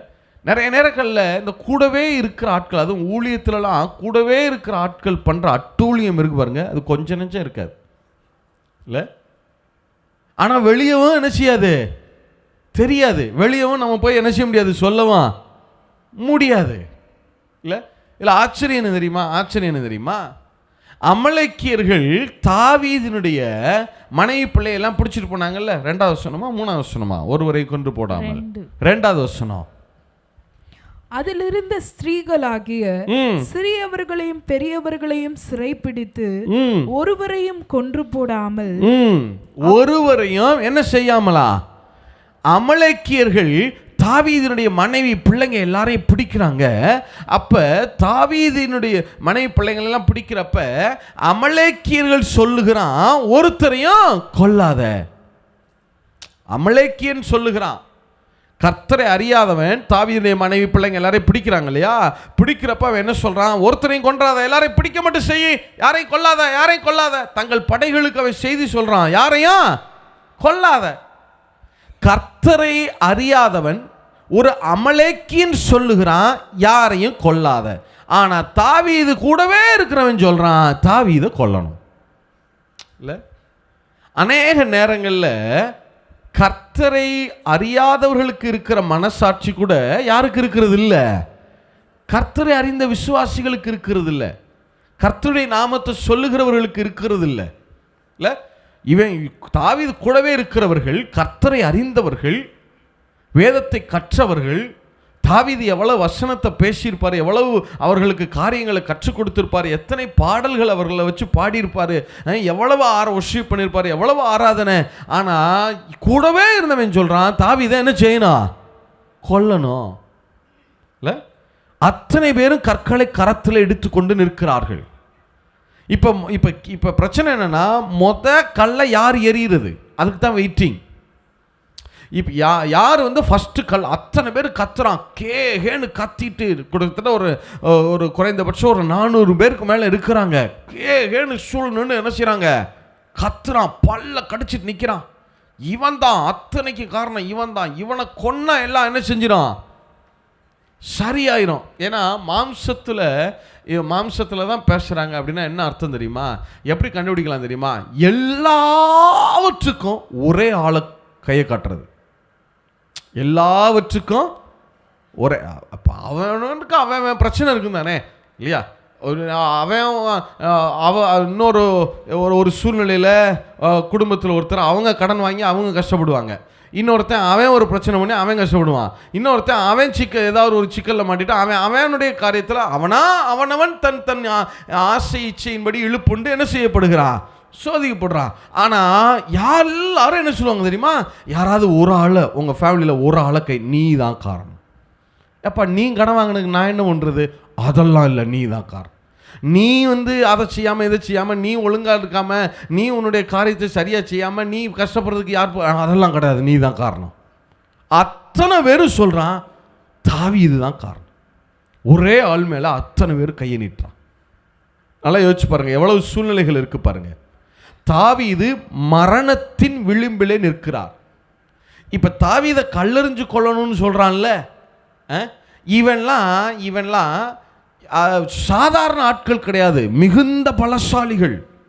இல்லை, ஒவ்வொருத்தன்ட்டையும் நிறைய திறமைகள் இருக்குது, நிறைய தாளந்துகள் இருக்குது, ஒவ்வொருத்தனும் மிகுந்த பலசாலிகள். சும்மா கிடக்கிற சிங்கத்தை பசியில் கிடக்கும் பாருங்க, பசியோட கிடக்கு பாருங்க பனிக்காலங்களில், அந்த பசியில் கிடக்கிற சிங்கத்துக்கிட்ட போய் இறைய கிடைக்காம அது பனிக்கல் குகைக்குள்ளே படுத்து கிடக்கு, அதையே போய் ரெண்டாக பிடிச்சி என்ன செஞ்சு போட்டுருவானா, கிழிச்சிருவானா வாயா. அந்த அளவுக்கு பலசாலிகள். இப்போ ஒருத்தன் ஒரு கல்லை எடுத்து எரிஞ்சான்னு வச்சுருங்க, தாவீதுக்கு மரணம் நிச்சயம். ஏன்னா அவ்வளோ ஃபோர்ஸ் ஆயிடுவான். இல்லை, ஒரே ஒரு கல்லை எரிஞ்சானா தாவீது தலை கல்லுலையா தலை தனியாக போய் விழுந்துடும், அந்த அளவு ஃபோர்ஸ் ஆயிடுவான், அவ்வளவு பலசாலிகள். இப்போ எல்லாரும் எதுக்கு வெயிட்டிங்னா, கல்லை யார் எறிட்டோம், எவனாவது ஒருத்தன் கல் விழுந்துருச்சுன்னா அடுத்து மலன்னு என்ன செய்ய ஆரம்பிச்சிடும், கல் விழ ஆரம்பிச்சிடும். இல்லை, தாவீது மரணத்தின் விளிம்பிலே நிற்கிறான்.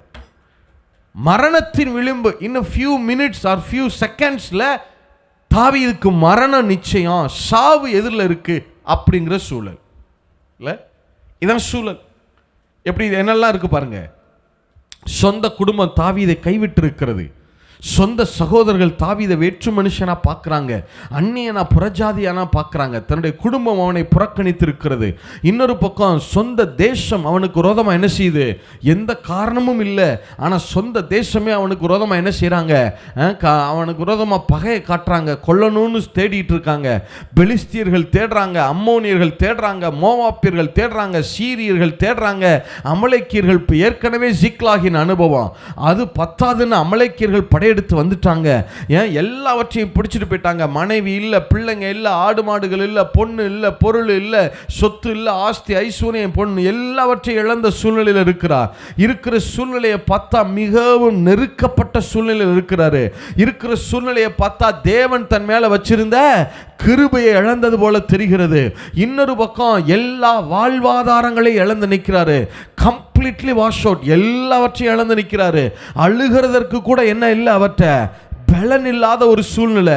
இவ்வளவும் பத்தாதுன்னு கூட இருக்கிற அத்தனை பேரும் கற்களை எடுத்துக்கொண்டு நிற்கிறாங்க. சரி, அவ்வளவுதான், எல்லாம் முடிஞ்சிருச்சு, இப்போ சாக போகிறோம், கடைசி கட்டம், கடைசி தருணம், ஃபியூ செகண்ட்ஸில் கல்லை எரிய ஆரம்பிச்சிருவாங்க, நமக்கு மரணம் நிச்சயங்கிற மரணத்தின் விளிம்பிலே நிற்கிறார் தாவீது. சரி, என்ன நடந்துச்சு? 6வது வசனமா? 6வது வசனம் எல்லாரும் சேர்ந்து வாசிக்கலாமா? சேர்ந்து வாசிங்க பார்க்கலாம். 6வது வசனம் எல்லாரும் சேர்ந்து வாசிங்க. verse 6, 1 சாமுவேல் புஸ்தகம் 30வது அதிகாரம் 6வது வசனம். தாவீது மிகவும் நெருக்கப்பட்டான். தாவீது மிகவும் நெருக்கப்பட்டான். சகல ஜனங்களும் தங்கள் குமாரத்திகளின் நிமித்தம் மனக்லேசமானதினால் அவனை கல்லறிய வேண்டும் என்று சொல்லிக் கொண்டார்கள். தாவீது தன் தேவனாகிய கர்த்தருக்குள்ளே தன்னை திடப்படுத்திக் கொண்டான். என்ன செய்து கொண்டானா? சத்தமா சொல்லுங்க. ஆண்கள் பதில சவுண்ட் வரல, சத்தமா எல்லாரும் சேர்ந்து சொல்லுங்க. என்ன செய்து கொண்டானா? இன்னும் கொஞ்சம் சத்தமா சொல்லுங்க. என்ன செய்து கொண்டானா? இவ்வளவு சூழல் இருக்கு. சொந்த குடும்பம் கைவிட்டு இருக்கிறது. பல தேசங்கள் தாவீதை கொலை செய்ய தேடுகிறது. பெலிஸ்தியர்கள் தேடுறாங்க, அம்மோனியர்கள் தேடுறாங்க, மோவாப்பியர்கள் தேடுறாங்க, சீரியர்கள் தேடுறாங்க. ஜிக்லாகின் அனுபவம், அமலேக்கியர்கள் படையெடுத்து வந்துட்டாங்க. எல்லாவற்றையும் இழந்துட்டாரு. மனைவி இல்லை, பிள்ளைங்க இல்லை, ஆடு மாடுகள் இல்லை, சொத்து ஆஸ்தி ஐஸ்வர்யம் எல்லாவற்றையும் இழந்து நிற்கிறாரு. பட்டணமே தீக்கரையாய் கிடக்கிறது. அந்த சாம்பல் மத்தியில் விழுந்து புரண்டு அழுது கொண்டிருக்கிறாரு. அழணும்னு நினைக்கிறாரு. ஆனால் அழுகிறதற்கு கூட என்ன இல்லை, அவர்கிட்ட பலன் இல்லாத சூழல்.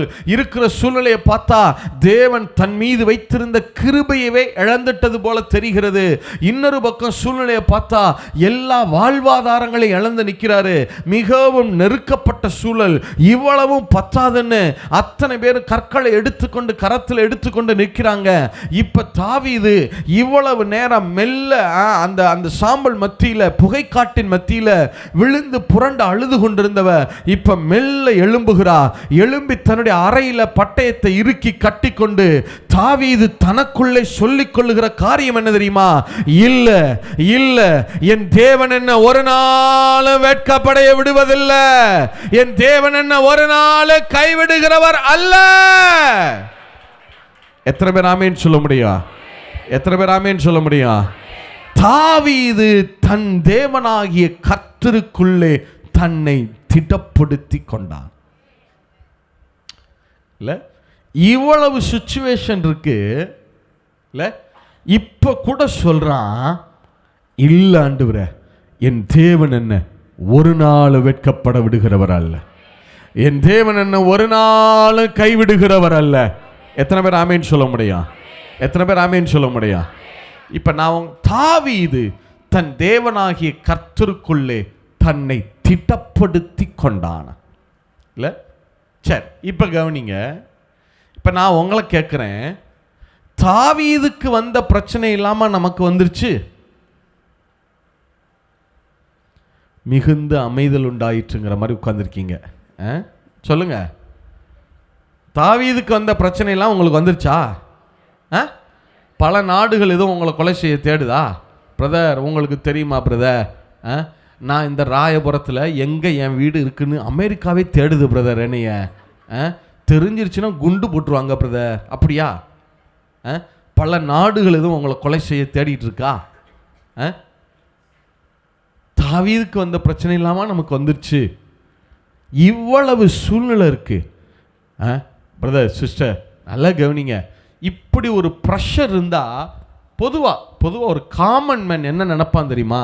போதும் ஆண்டவரே, இந்த ப்ரெஷர் இந்த பூமியில் எனக்கு போதும், என் வாழ்வே இதோட என்ன செய்யட்டும், முடிஞ்சிட்டு போதும், லீவ் மீ. அப்படித்தான் சொல்லணும். ஒரு காமன் மேன் அப்படிதான் பேசுவான். உச்சகட்டம் மரணத்தின் தருவாய் வந்துருச்சு, ரைட், ஓகே அப்பா ஆண்டவரே, இதுக்கு மேலே என்னால் முடிஞ்ச அளவு நான் தாங்கிட்டேன், இதுக்கு மேலே என்னால் முடியாது, லீவ் மீ, என்னை விட்டுருங்க, அவ்வளோதான், என் வாழ்க்கை என்ன செய்யட்டும், எலியா சொன்ன மாதிரி போதும் ஆண்டவர், அப்படி தான் சொல்லணும். ஆனால் இவன் சொல்கிறான், இல்லை ஆண்டவரே, இத்தோட போனால் அது உங்களுக்கு கனம் கிடையாது, எனக்கு தெரியும் ஆண்டவரே, என் தேவன் என்ன ஒரு நாள் வெட்கமடைய விடுகிறவர் அல்ல. எத்தனை பேர் ஆமேன்னு சொல்ல முடியும்? எத்தனை பேர் ஆமேன்னு சொல்ல முடியும்? கர்த்தர் இந்த காலை வேளையில் உங்களுக்கு கொடுக்குற அழைப்பு என்ன தெரியுமா? உங்கள் ப்ரெஷர் மத்தியில் லீவ் மீ, என்னை விட்டுருங்க, நான் போகிறேன் அப்படின்னு சொல்கிறதுக்கு அப்பா உங்களை அழைக்கலை. கர்த்தர் உங்களுக்கு கொடுக்குற அழைப்பு, நம்மை நாமே திடப்படுத்தி கொள்ள பழகணும். எத்தனை பேர் ஆமேன்னு சொல்ல முடியும்? நம்மை நாமே திடப்படுத்தி கொள்ள பழகணும். அந்த வசனத்தை வாசிங்களே, அந்த வார்த்தையை மட்டும் திருப்பி வாசிங்க. 6வது வசனம் கடைசி பகுதியை வாசிங்க. தாவீது தன் தேவனாகிய சொல்லுங்க. தாவீது தேவனாகிய கர்த்தருக்குள்ளே தன்னை திடப்படுத்திக் கொண்டான். அப்படி இல்லை. தாவீது தேவனாகிய கர்த்தருக்குள்ளே தன்னை திடப்படுத்திக் கொண்டான், அப்படி இல்லை. அந்த வார்த்தை எப்படி இருக்கு? தாவீது தன் தேவனாகிய கர்த்தருக்குள்ளே தன்னை. அப்ப என்ன அர்த்தம்னா, அவன் கர்த்தர்கிட்ட இருக்கிற அந்த உரிமையை விட மாட்டான். பாருங்க, ஆண்டவரே நீங்க என்னுடைய தேவன், இல்ல நீர் என்னுடைய தேவன். எத்தனை பேர் ஆமென் சொல்ல முடியும்? இல்ல தாவீது தன் தேவனாகிய கர்த்தருக்குள்ள தன்னை திடப்படுத்தி கொண்டான். இல்ல நல்லா கவனிங்க, நல்லா கவனிங்க. அதாவது இப்போ சூழ்நிலை என்ன இருக்கு? தேவன் அவன் மேல வச்சிருந்த எதை அகினோம்னா என்ன அர்த்தம்? தேவன் அவன் மேல வச்சிருந்த எதை இழந்துட்ட மாதிரி தெரியுது? கிருபையை. இப்ப தாவீது என்ன நினைக்கணும்? சரி, இனிமே ஆண்டவரோட போக முடியாது, கிருபையை இழந்துட்டோம், அப்படிதான் நினைக்கணும். ஆனா தாவீது சொல்றான், தாவீது தன் தேவனாகிய கர்த்தருக்குள்ளே தன்னை திடப்படுத்தி கொண்டான். அப்படின்னா என்ன அர்த்தம் தெரியுமா? அவன் என்ன சொல்ல வர்றான்? ஆண்டவரே நீங்களே என்னைய விட்டா கூட நான் உங்களை என்ன செய்யறதா இல்லை, விடுறதா இல்லை. எத்தனை பேர் ஆமேன்னு சொல்ல முடியும்? எத்தனை பேர் ஆமேன்னு சொல்ல முடியும்? கிருபையே இல்லாத சூழ்நிலையில கூட கிருபையை நம்புகிறவன் தான் தாவீது. இல்ல என்ன சூழல் இருக்கு? கிருபையே இல்லாத சூழ்நிலை இருக்கு. அது அப்படி கிருபையை தாவீது இழக்கல, ஆனா சூழ்நிலை அப்படி இருக்கிறது. கிருபையே இல்லாத சூழ்நிலையில கூட கிருபையை நம்புகிறவன் தான் தாவீது. எத்தனை பேர் ஆமேன்னு சொல்ல முடியும்? அதனாலதான் அவன் திரும்ப திரும்ப சொன்னான், கர்த்தர் நல்லவர், அவர் கிருபை என்றும் உள்ளது. தேவனுடைய உக்கிரம் என்றும் உள்ளதுன்னு சொல்லல, கோபம் என்றும் உள்ளதுன்னு சொல்லல, எரிச்சல் என்றும் உள்ளதுன்னு சொல்லல, தேவனுடைய கிருபை என்றும் உள்ளது. எத்தனை பேர் ஆமேன்னு சொல்ல முடியும்?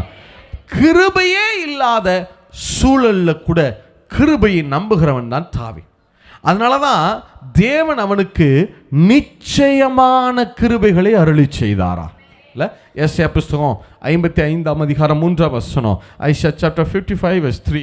எஸ்ஐயா புஸ்தகம் 55ஆம் அதிகாரம் 3வது வாக்கியம். உங்கள் செவியை சாய்த்து, உங்கள் செவியை சாய்த்து என்னிடத்தில் வாருங்கள், என்னிடத்தில் வாருங்கள், கேளுங்கள், கேளுங்கள், அப்பொழுது உங்கள் ஆத்துமா பிழைக்கும், அப்பொழுது உங்கள் ஆத்துமா பிழைக்கும். தாவீதுக்கு அருளின, தாவீதுக்கு அருளின நிச்சயமான கிருபைகளை, நிச்சயமான கிருபைகளை உங்களுக்கு நித்திய உடன்படிக்கையாக ஏற்படுத்துவேன். அப்ப தாவீதுக்கு மட்டும் ஏன் நிச்சயமான கிருபை தெரியுமா? கிருபையே இல்லாத சூழ்நிலையில கூட கிருபையை நம்புகிறவன் தான் தாவீது. எத்தனை பேர் ஆமேன்னு சொல்ல முடியும்? எத்தனை பேர் ஆமேன்னு சொல்ல முடியும்? இல்ல அப்பா உங்க மேல வச்சிருக்கிற பேர் கிருபைன்னா என்ன? பேர் அன்பு. அப்பாவுடைய அன்பை நம்புங்க. அப்பா உங்க முகத்தை ஒரு நாள் வெட்கமடைய விடாதவராயிருக்கிறார். அப்ப முதல் காரியம், சூழ்நிலைகள்ல நம்மை நாமே திடப்படுத்தி கொள்ள பழகணும். உங்க சூழ்நிலையில நீங்க தான் சொல்லணும். என்ன சிச்சுவேஷன் இருந்தாலும் அந்த சூழ்நிலைகள் மத்தியில் மனிதர்களை காரணம் காட்டாம, அதை காரணம் காட்டாம, இதை காரணம் காட்டாம நீங்க அதெல்லாம் தூக்கி தூரத்தில் போட்டுட்டு, நான் சொல்றேன் பிரதர், யாருமே உங்களுக்கு உதவி செய்யலைனாலும் சொல்றேன், சரி கர்த்தரை மேல நம்பிக்கை வைங்க, உங்களுக்கு உதவி வரும் கண்மலை கர்த்தர் மட்டும்தான். எத்தனை பேர் ஆமேன்னு சொல்ல முடியும்? கர்த்தரிடத்திலிருந்து உங்களுக்கு ஒத்தாசை இறங்கி வருகிறது. வானத்தையும் பூமியையும் படைத்த கர்த்தரிடத்திலிருந்து உங்களுக்கு ஒத்தாசை உதவி இறங்கி வருகிறது. எத்தனை பேர் ஆமேன்னு சொல்ல முடியும்? எத்தனை பேர் ஆமேன்னு சொல்ல முடியும்? நான் சொல்லட்டுமா? மனிதர்கள் சில உதவிகளை உங்களுக்கு செய்ய மாட்டாங்கன்னு வச்சுக்கோமே, நீங்களே கேட்டால் கூட செய்ய மாட்டாங்கன்னு வச்சுக்கிடுவோமே. நான் சொல்கிறேன் பிரதர், நீங்கள் பாக்கியவான்கள், பாக்கியவதிகள். ஏன் தெரியுமா? நீங்கள் கர்த்தரிடத்திலிருந்து ஒத்தாசையும் உதவியை பெறுகிறவராயிருக்கிறேன். இல்லை எத்தனை பேர் ஆமேன்னு சொல்ல முடியும்? அப்போ நாமளே திடப்படுத்தி கொள்ள பழகணும். சும்மா இது சரியில்லை, அது சரியில்லை, அதனால எல்லாமே சரியா இருக்காது, இப்படியே போயிடும், அப்படியே போயிடும் பிரதர், வாழ்க்கை போயிடும், முடிச்சுக்கலாம் பிரதர், இப்படியே போயிட்டோம் பிரதர். இது அல்ல லைஃப், இது அல்ல விசுவாச வாழ்க்கை. இல்லை சூழ்நிலைகள் எவ்வளோ வேணா இருக்கலாம், ஆனால் என்னுடைய இறுதி மூச்சு இருக்கிற வரைக்கும் கர்த்தருக்காக நான் ஓடிட்டே இருப்பேன். என் இறுதி மூச்சு இருக்கிற வரைக்கும் ஆண்டவர் மேலே இருக்கிற விசுவாசத்தை நான் ஒரு நாள் விட போகிறது கிடையாது. எத்தனை பேர் ஆமேன்னு சொல்ல முடியும்? நீங்கள் தான் சொல்லணும். பிரச்சனை என்னென்னா, யாராவது வந்து சொல்ல மாட்டாங்களா? யாராவது வந்து தீர்க்கதரிசனம் சொல்ல மாட்டாங்களா? பிரதர் அங்கே போனால் பிரதர் என் பேரை சொல்லி கூப்பிடுவாராம் பிரதர். இது அல்ல, இது வந்து ஏதோ வந்து விசுவாசத்தில் இப்போ தான் முதல் வருஷம் 2வது வருஷம் ரட்சிக்கப்பட்டு இப்போ தான் வந்திருக்கிறாங்க, புதிய ஆத்துமாக்கள் அல்லது இன்னும் கர்த்தர் அறியா, அவங்களுக்கு சரி. ஆனால் 5 வருஷம் ஆச்சு, 10 வருஷம் ஆச்சு, 20 வருஷம் ஆச்சு கர்த்தரை ஏற்றுக்கொண்டு, ஆனால் இன்னும் நம்முடைய விசுவாசத்தில் பலம் கொள்ளலை, திடப்படுத்தி கொள்ள பழகலை. இன்னும் யாராவது எனக்காக ஜெபம் பண்ண மாட்டாங்களா? யாராவது, அதாவது எப்போ பார்த்தாலும் பிரச்சனையே சொல்கிறது இல்லை. சில நேரத்துலலாம் பார்த்தோம்னா விசுவாசிகள் பிரச்சனையாக சொல்லுவாங்க. சரி நான் ஜெபம் பண்ணுறேன், இருங்க நான் சொல்லி முடிச்சுக்கிறேன், அப்புறமா ஜெபம் பண்ணுங்க. இல்லை, அவங்களுக்கு பிரச்சனை என்னென்னா, பிரச்சனை தீரணுங்கிறது பிரச்சனை இல்லை அவங்களுக்கு. நான் அதை என்ன செய்யணும், யார்ட்டையாவது ஷேர் பண்ணிவிட்டு, அவங்களுக்கு வேதனைகள் இருக்கலாம். அதாவது ஜெபிக்க வேணான்னு சொல்லலை, ஊழியர்கள்ட்ட வந்து ஜெபிக்க வேணாம் அப்படி நான் சொல்ல வரல. நான் என்ன சொல்ல வர்றேன்னா, உங்கள் பிரச்சனைகளை சொல்லுங்கள், அது பிரச்சனை கிடையாது. ஆனால் சொல்லி முடிக்கிறப்ப சொல்லுங்கள், எது என்ன சூழ்நிலை இருந்தாலும் பாஸ்டர் எனக்கு தெரியும் அப்பா ஒரு நாள் என்னை கைவிடாதவராக இருக்கிறார். எத்தனை பேர் ஆமீன் சொல்ல முடியும்? அந்த அதாவது உங்கள் சூழ்நிலைகளை ஒரு க்ஷணப்பொழுதுல தேவனால் மாற்ற முடியும்.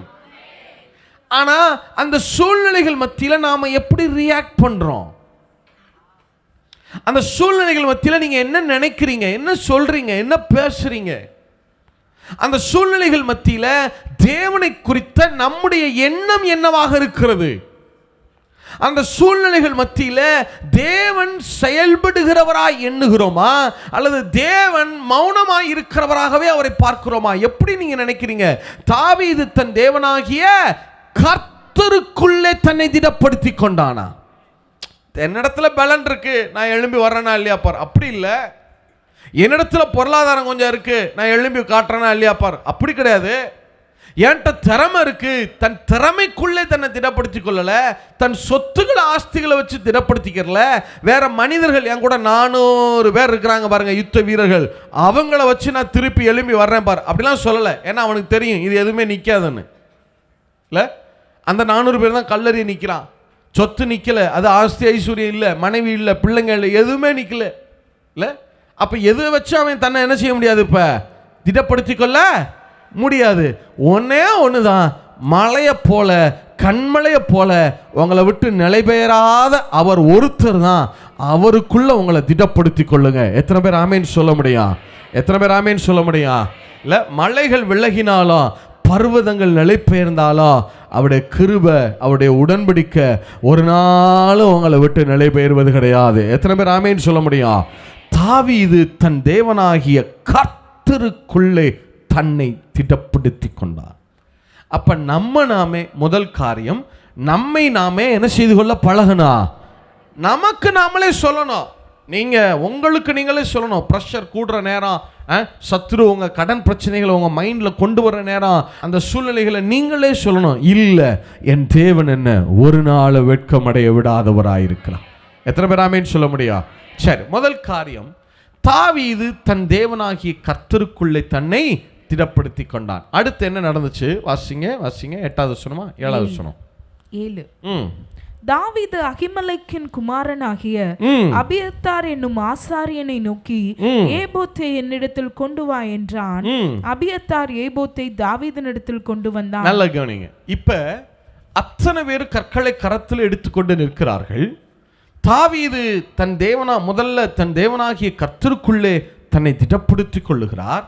அடுத்து அவருடைய கண்கள் யாரை தேடுகிறதுனா, அபியத்தார் என்கிற ஆசாரியனை தேடுகிறது. சொல்லுங்க, யாரை தேடுகிறது?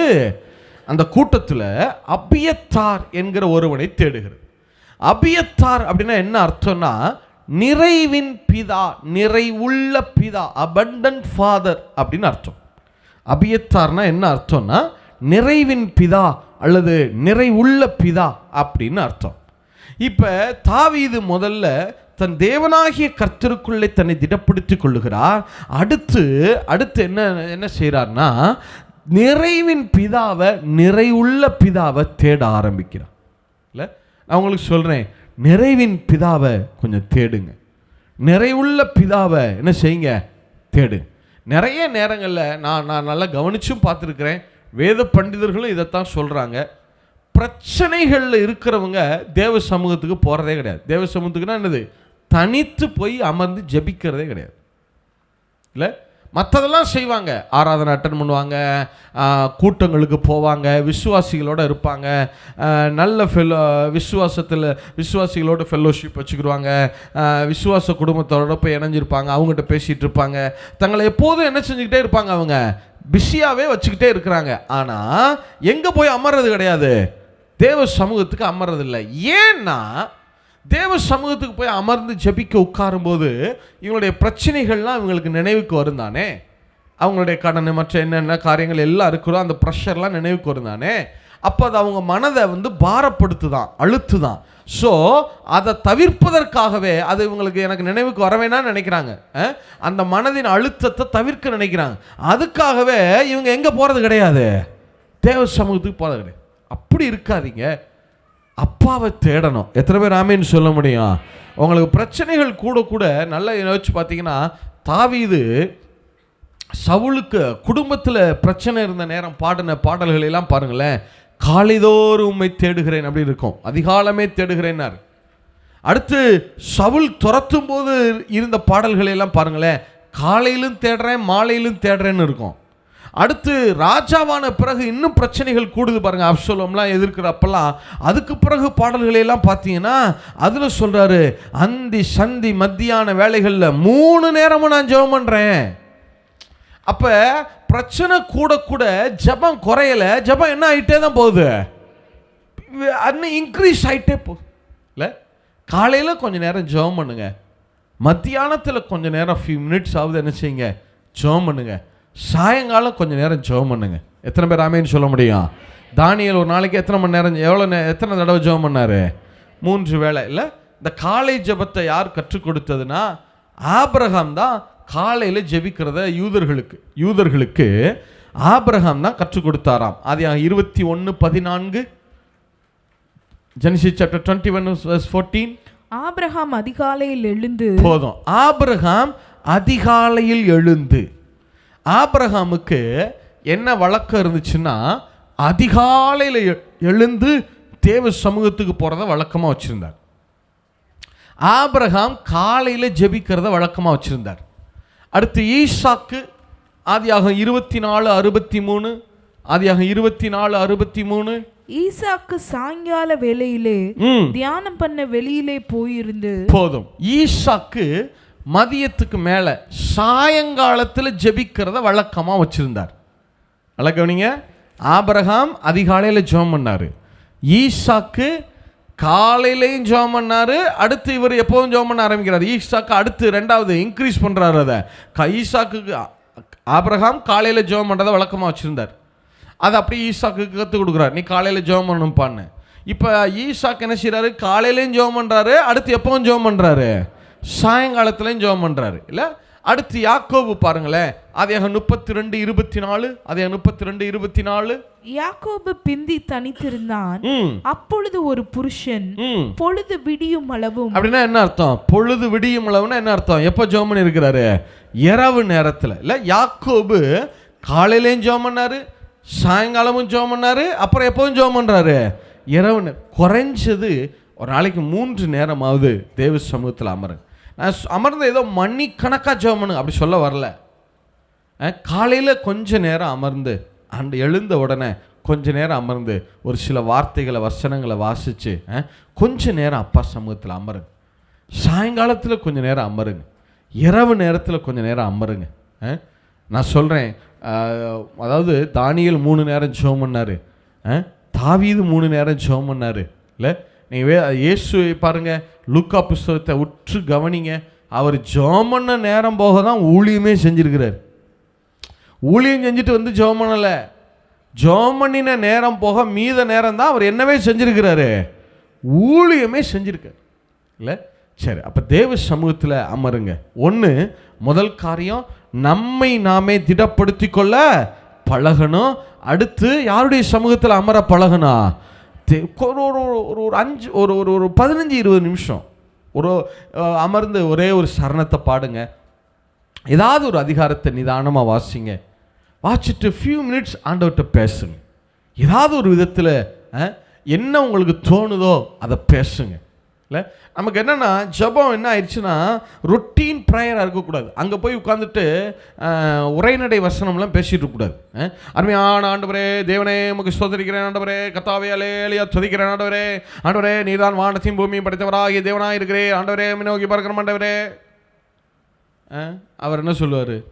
வானத்தையும் பூமியையும் நான் தான் படைச்சேன்னு உன்னைய விட எனக்கு நல்லாவே தெரியும்.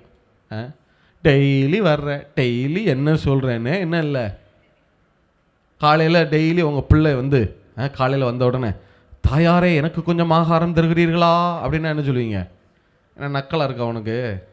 கேட்க மாட்டீங்களா? ஏன் நமக்கு ஜெபம் போர் அடிக்குது தெரியுமா? ஜெபம் ஏன் ஓட மாட்டேங்குது தெரியுமா?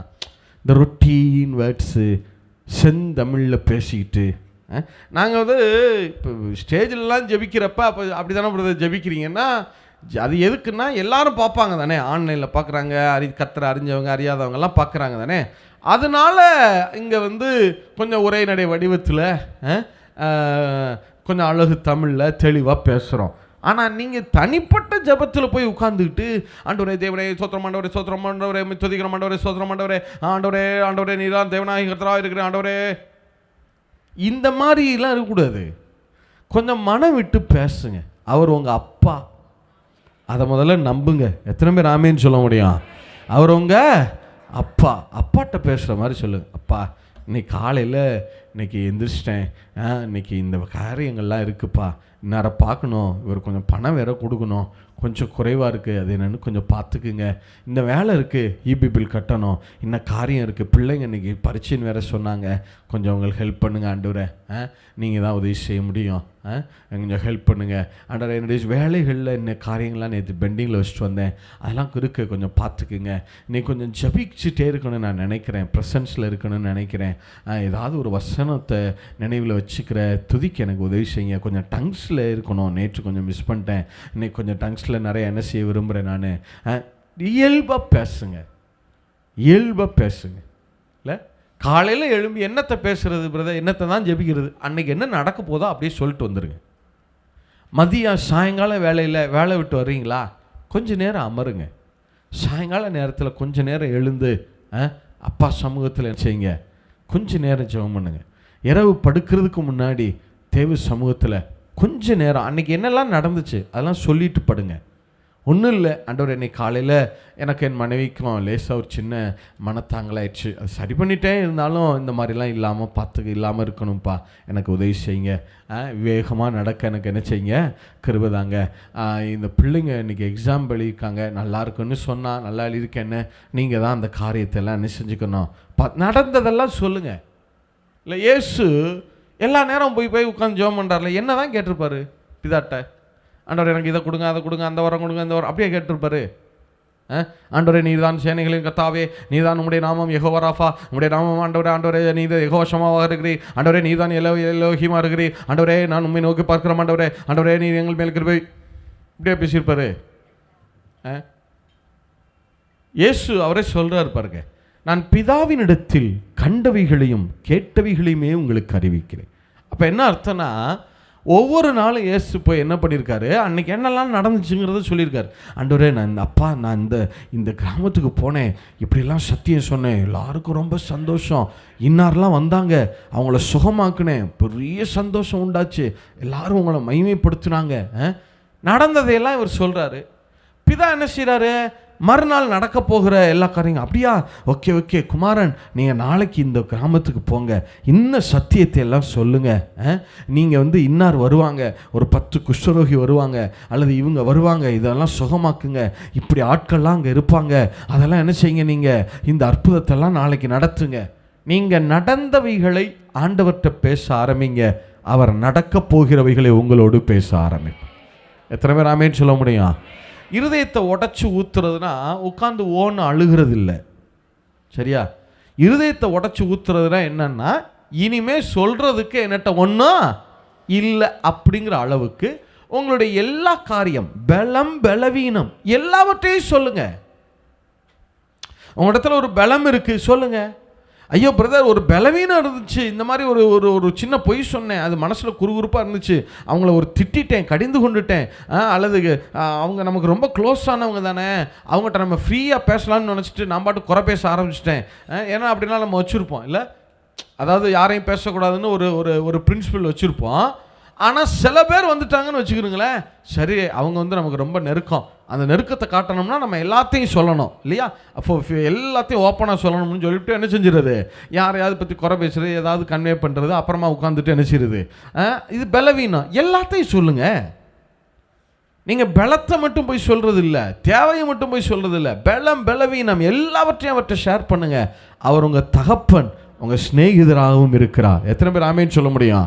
இப்படி செஞ்சு பாருங்களேன், உங்களுக்கு ஜெபம் என்ன செய்யாது, போர் அடிக்காது, உங்களால் அந்த சமூகத்திலேருந்து எழுந்து வரவே முடியாது இல்லை. சரி, அப்போ முதல் காரியம் நம்மை நாமே என்ன செய்து கொள்ள பழகணும், திடப்படுத்தி கொள்ள பழகணும். அடுத்து தேவ சமூகத்தில் என்ன செய்யணும், அமரணும். எத்தனை பேர் ஆமேன்னு சொல்ல முடியும்?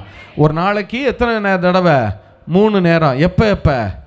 காலையில், சாயங்காலம், இரவு. காலையில் கிடையாது, கரெக்டாக சொன்னால் அதிகாலையில். சொல்லுங்கள், எப்போ? அதிகாலைனா எத்தனை மணிக்கு? சத்தமா? 7:45 பிரதர். சென்னையில் ராயபுரத்தில் உங்களுக்கு எத்தனை மணிக்கு விடியுதுன்னு எனக்கு தெரியல. எங்கே விடியுது இப்போல்லாம்? இழுத்து என்ன செஞ்சிடுறது, நல்ல ஸ்க்ரீனை இழுத்து மூடிடுறது. ஒரு பொட்டு கூட என்ன வரக்கூடாது, உள்ள வெளிச்சம் வரக்கூடாது. அப்படியே வெளிச்சம் வந்தாலும் என் போர்வையை தாண்டி என் கண்ணுக்குள்ளே வந்துடக்கூடாது. போர்வையும் மூடிக்கிறது, அப்புறம் கண்ணையும் என்ன செஞ்சுக்கிறது, மூடிக்கிட்டு பசாமல் படுத்து. 7:45. நான் கேட்குறேன், நீங்கள் காலை சூரியன் உதிக்குதுல, அதை பார்த்து எத்தனை நாட்கள் ஆச்சு யோசிச்சு பாருங்க பார்ப்போம்.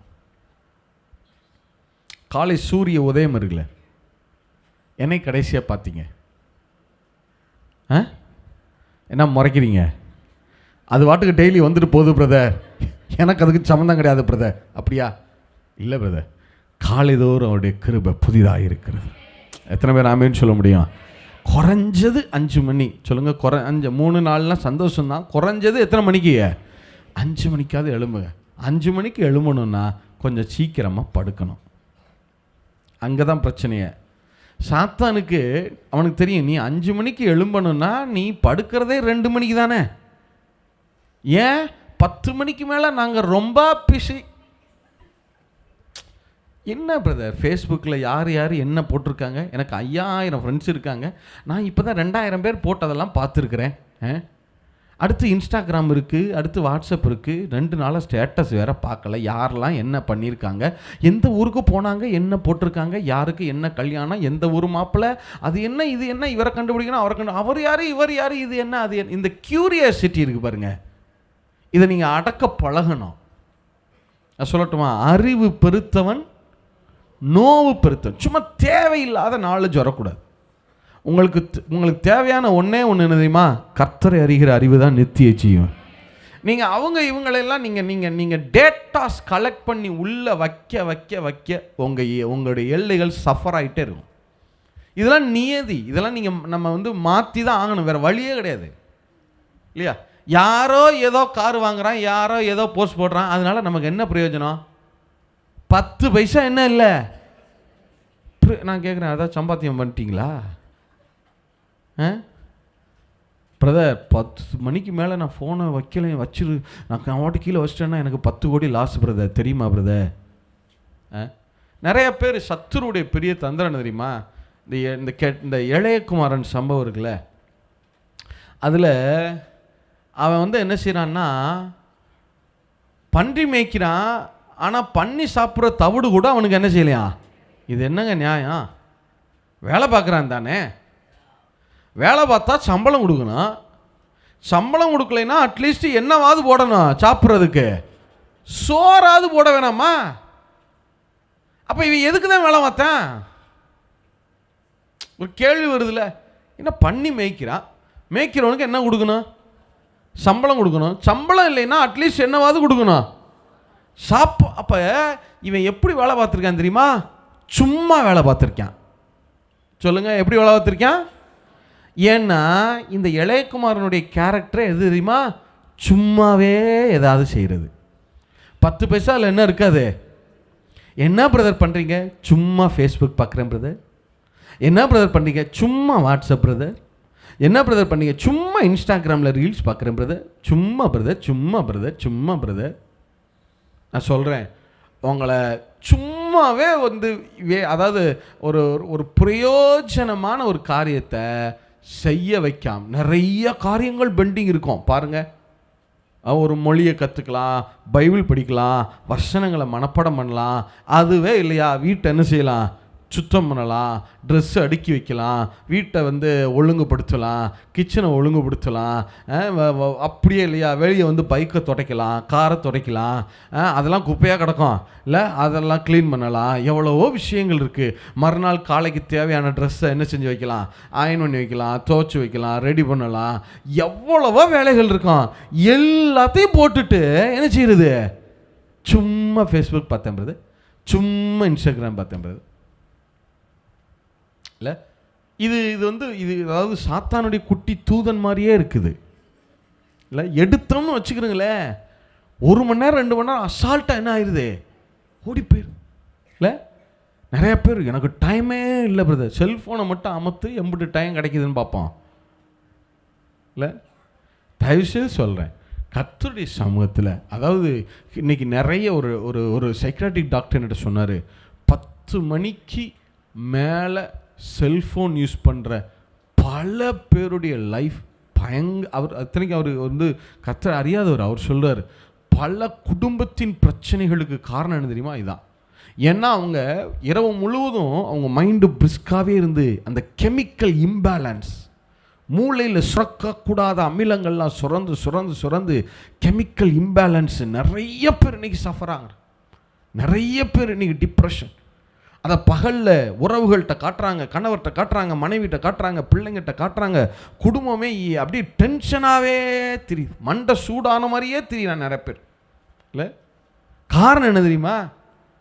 இரவு ஃபுல்லாக என்ன செய்கிறது இல்லை.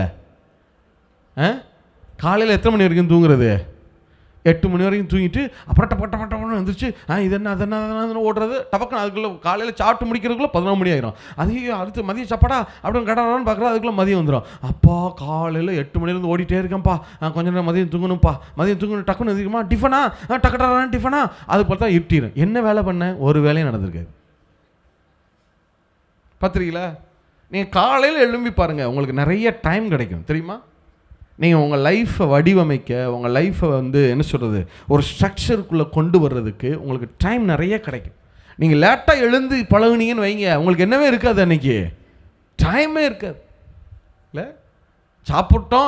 சாப்பிட்டோன்றது தவிர என்ன இருக்காது? ஒன்றும் இருக்குது இல்லை. சரி, அப்போ தயவுசெய்து இதெல்லாம் சொல்ல வேண்டியிருக்கு. இதெல்லாம் வேறு வழியும் கிடையாது. இது வந்து நான் மட்டும் இதில் எனக்குமே இது பெரிய சேலஞ்சு தான். ஃபோன்லாம் எடுத்தோம்னா ஐயோ ஆண்டவரே, அப்படியே மனசுலாம் ஆவியெல்லாம் என்ன ஆயிடுது, கீழே வைக்கும்போது எதுக்கு தான் இந்த ஃபோன் இருக்குன்னே தெரில ஆண்டவரே, பேசாமல் என்ன செஞ்சிடலாம் போல இருக்குது. யாராவது ஒரு பிஐ ஏதாவது இருந்துச்சுன்னா பேசாமல் கையில் கொடுத்துருந்தா நீயே வச்சுக்க, யார் பேசினாலும் பேசிக்க அப்படின்ட்டு போயிடலாம் போல இருக்கு. நான் அடிக்கடி நினைக்கிறது உண்டு, ஆண்டவரே நம்ம பேசக்கூடாதுன்னு நினைக்கிறோம், ஆனால் நம்மளை பேசுகிறதுக்காகவே ஒரு டிவைஸை கண்டுபிடிச்சி கொடுத்துருக்கானே, இவனை என்ன பண்ணுறது? உண்மைதானே? அப்போ தயவு செய்து சொல்கிறேன், கர்த்தரை தேட ஆரம்பிங்க. எத்தனை பேர் ஆமேன்னு சொல்ல முடியும்? அவங்க பிள்ளைகளையும் அதுக்கு பழக்குங்க. சொல்லிடுங்க, 9 மணிக்கு மேலே நீ ஃபோன் எடுக்கக்கூடாது. எடுக்காமல் இருக்கியா, இன்றைக்கி ஃபோனை நீ வச்சிட்டியா, 100 ரூபா தர்றேன் சொல்லுங்கள், ஒன்றும் தப்பு இல்லை. எனக்கு கணக்கு கொடுத்துரு, 100 ரூபா தரேன் உனக்கு. 9 மணிக்கு மேலே நீ என்ன எடுக்கக்கூடாது, எனக்கு ஃபோனை சுவிட்ச் ஆஃப் பண்ணி என் கையில் கொடுத்துடணும். நானும் ஆன் பண்ணல, ஃபோனை தூக்கி வச்சு ரூமுக்கு வெளியில் அங்கிட்ட எங்கிட்ட வச்சிரு, ஃபோன் எடுக்கக்கூடாது, அவ்வளோதான். உனக்கு 100 ரூபா. இன்றைக்கி ஃபோனை எடுத்துட்டீங்கன்னா 100 ரூபா கிடையாது உனக்கு. நாளைக்கு 200, நாளைக்கு 100 ரூபா, 200 ரூபா தரேன். 2 நாள் எடுக்கல, 200 ரூபா தரேன். ஒன்றும் கிடையாது. உங்கள் பிள்ளையை நம்பி கொடுங்க, கர்த்தர் பார்த்துக்கொள்ளுவா. கணக்கு கேளுங்க, என்ன செலவு பண்ணேன்னு கணக்கு மட்டும் எனக்கு கொடு, அவ்வளோதான். தட்ஸ் ஆல் இல்லை. தயவுசெய்து உங்கள் பிள்ளைங்களை அப்படி பழக்குங்க. எத்தனை பேர் ஆமேன்னு சொல்ல முடியும்? நீங்கள் நிறைய தாய்மாருடைய பிரச்சனையாக என்ன தெரியுமா? பிள்ளை சாப்பிடலையா, டபக்குன்னு எண்ணத்தை போட்டு கொடுத்துருது, ஃபோனை கையில் போட்டு கொடுத்துரு இல்லை. சரி, அப்போ நம்மை நாமே திடப்படுத்தி கொள்ளணும். யாரை தேட பழகணும்? நிறைவின் பிதாவை தேட பழகணும். எத்தனை பேர் ஆமேன்னு சொல்ல முடியும்? எத்தனை பேர் ஆமேன்னு சொல்ல முடியும்? சரி, அடுத்து என்ன நடந்துச்சு பாருங்க. வாசிங்க 8வது வசனமா. 8 8வது வசனம். தாவீது கர்த்தரை நோக்கி, நான் அந்த தண்டை பின்தொடர வேண்டுமா, அதை பிடிப்பேனா என்று கேட்டான். அதற்கு அவர், அதை பின்தொடர், அதை நீ பிடித்து சகலத்தையும் திருப்பிக் கொள்ளுவாய் என்றார். இதே வார்த்தை தான் கர்த்தர் உங்களுக்கு சொல்லார். இந்த காலை வேளையில சொல்றாரு, நீங்க விட்டுறாதீங்க, உங்க ஊழியத்தை விட்டுறாதீங்க, தொழிலை விட்டுறாதீங்க, படிப்பை விட்டுறாதீங்க, உங்க முயற்சிகளை நீங்க விட வேண்டாம், பின்தொடர ஆரம்பிங்க. நீங்க கடந்த காலத்தில் எதையெல்லாம் இழந்தீங்களோ அது எல்லாவற்றையும் திருப்பிக் கொள்ளும்படி செய்வா. நீங்க சகலத்தையும் திருப்பிக் கொள்ளுவீர்கள். நீங்க இழந்த எல்லாவற்றையும் திருப்பிக் கொள்ளுவீர்கள். எத்தனை பேர் ஆமேன் சொல்ல முடியும்? எத்தனை பேர் ஆமேன் சொல்ல முடியும்? விசுவாசிக்கிறவங்க மட்டும் விசுவாசிக்கிற அளவுக்கு தக்கதா சத்தமா ஒரு ஆமேன் சொல்லுங்க பார்க்கலாம். Very good, very good.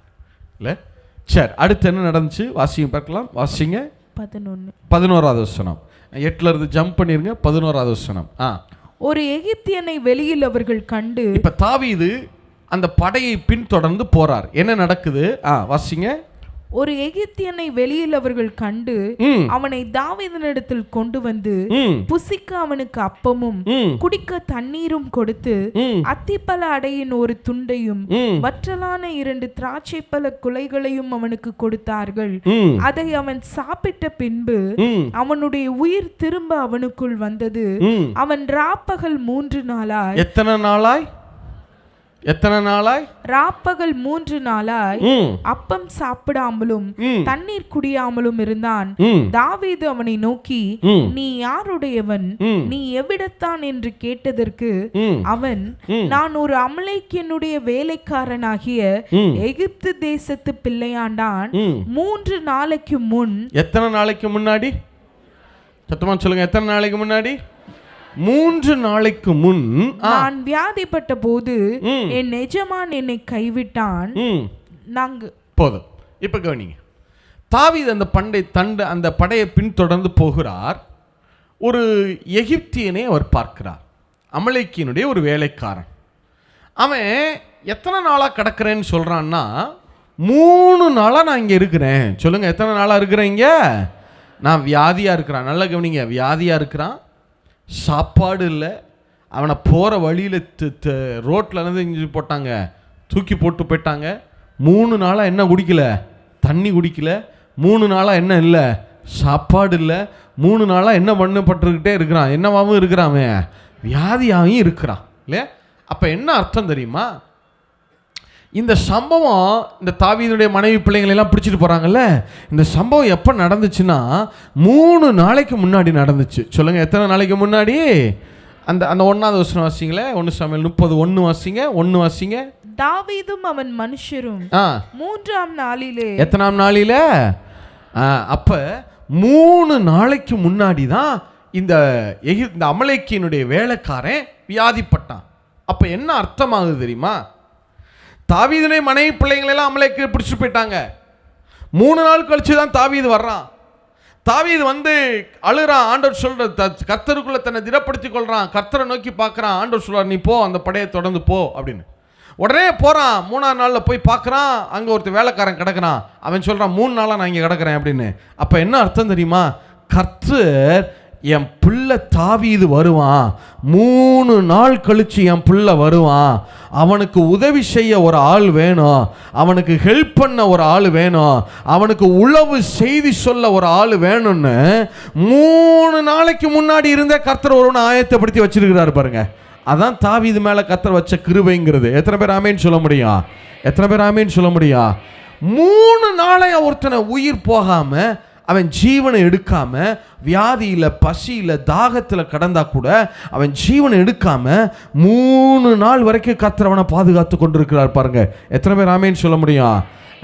அதான் தாவீது மேலே வச்சிருந்த கர்த்தர் வச்சிருந்த கிருபைங்கிறது. இல்லை, நான் சொல்லட்டுமா? உங்கள் பிரச்சனைகள் ப்ராப்ளம்ஸ் முதலாவது அல்ல. உங்கள் பிரச்சனைகளுக்கு முன்பாகவே தேவன் அதற்கு தேவையான தீர்வுகளை ஆயத்தப்படுத்தி வைத்திருக்கிறார். ஏற்ற நேரத்தில் அது உங்களுக்கு முன்பாக வெளிப்பட ஆரம்பி. எத்தனை பேர் ஆமேன்னு சொல்ல முடியும்? எத்தனை பேர் ஆமேன்னு சொல்ல முடியும்? இல்லை, தானியேல் பாருங்க. தானியேலை சிங்க கோய்க்குள்ள தூக்கி போடுறாங்க. சிங்கங்கள் என்ன செய்யலை? அமைதியில் இருந்துச்சு. உண்மைதானா? சிங்கங்கள் என்ன செய்யுது? அமைதியாக இருக்குது.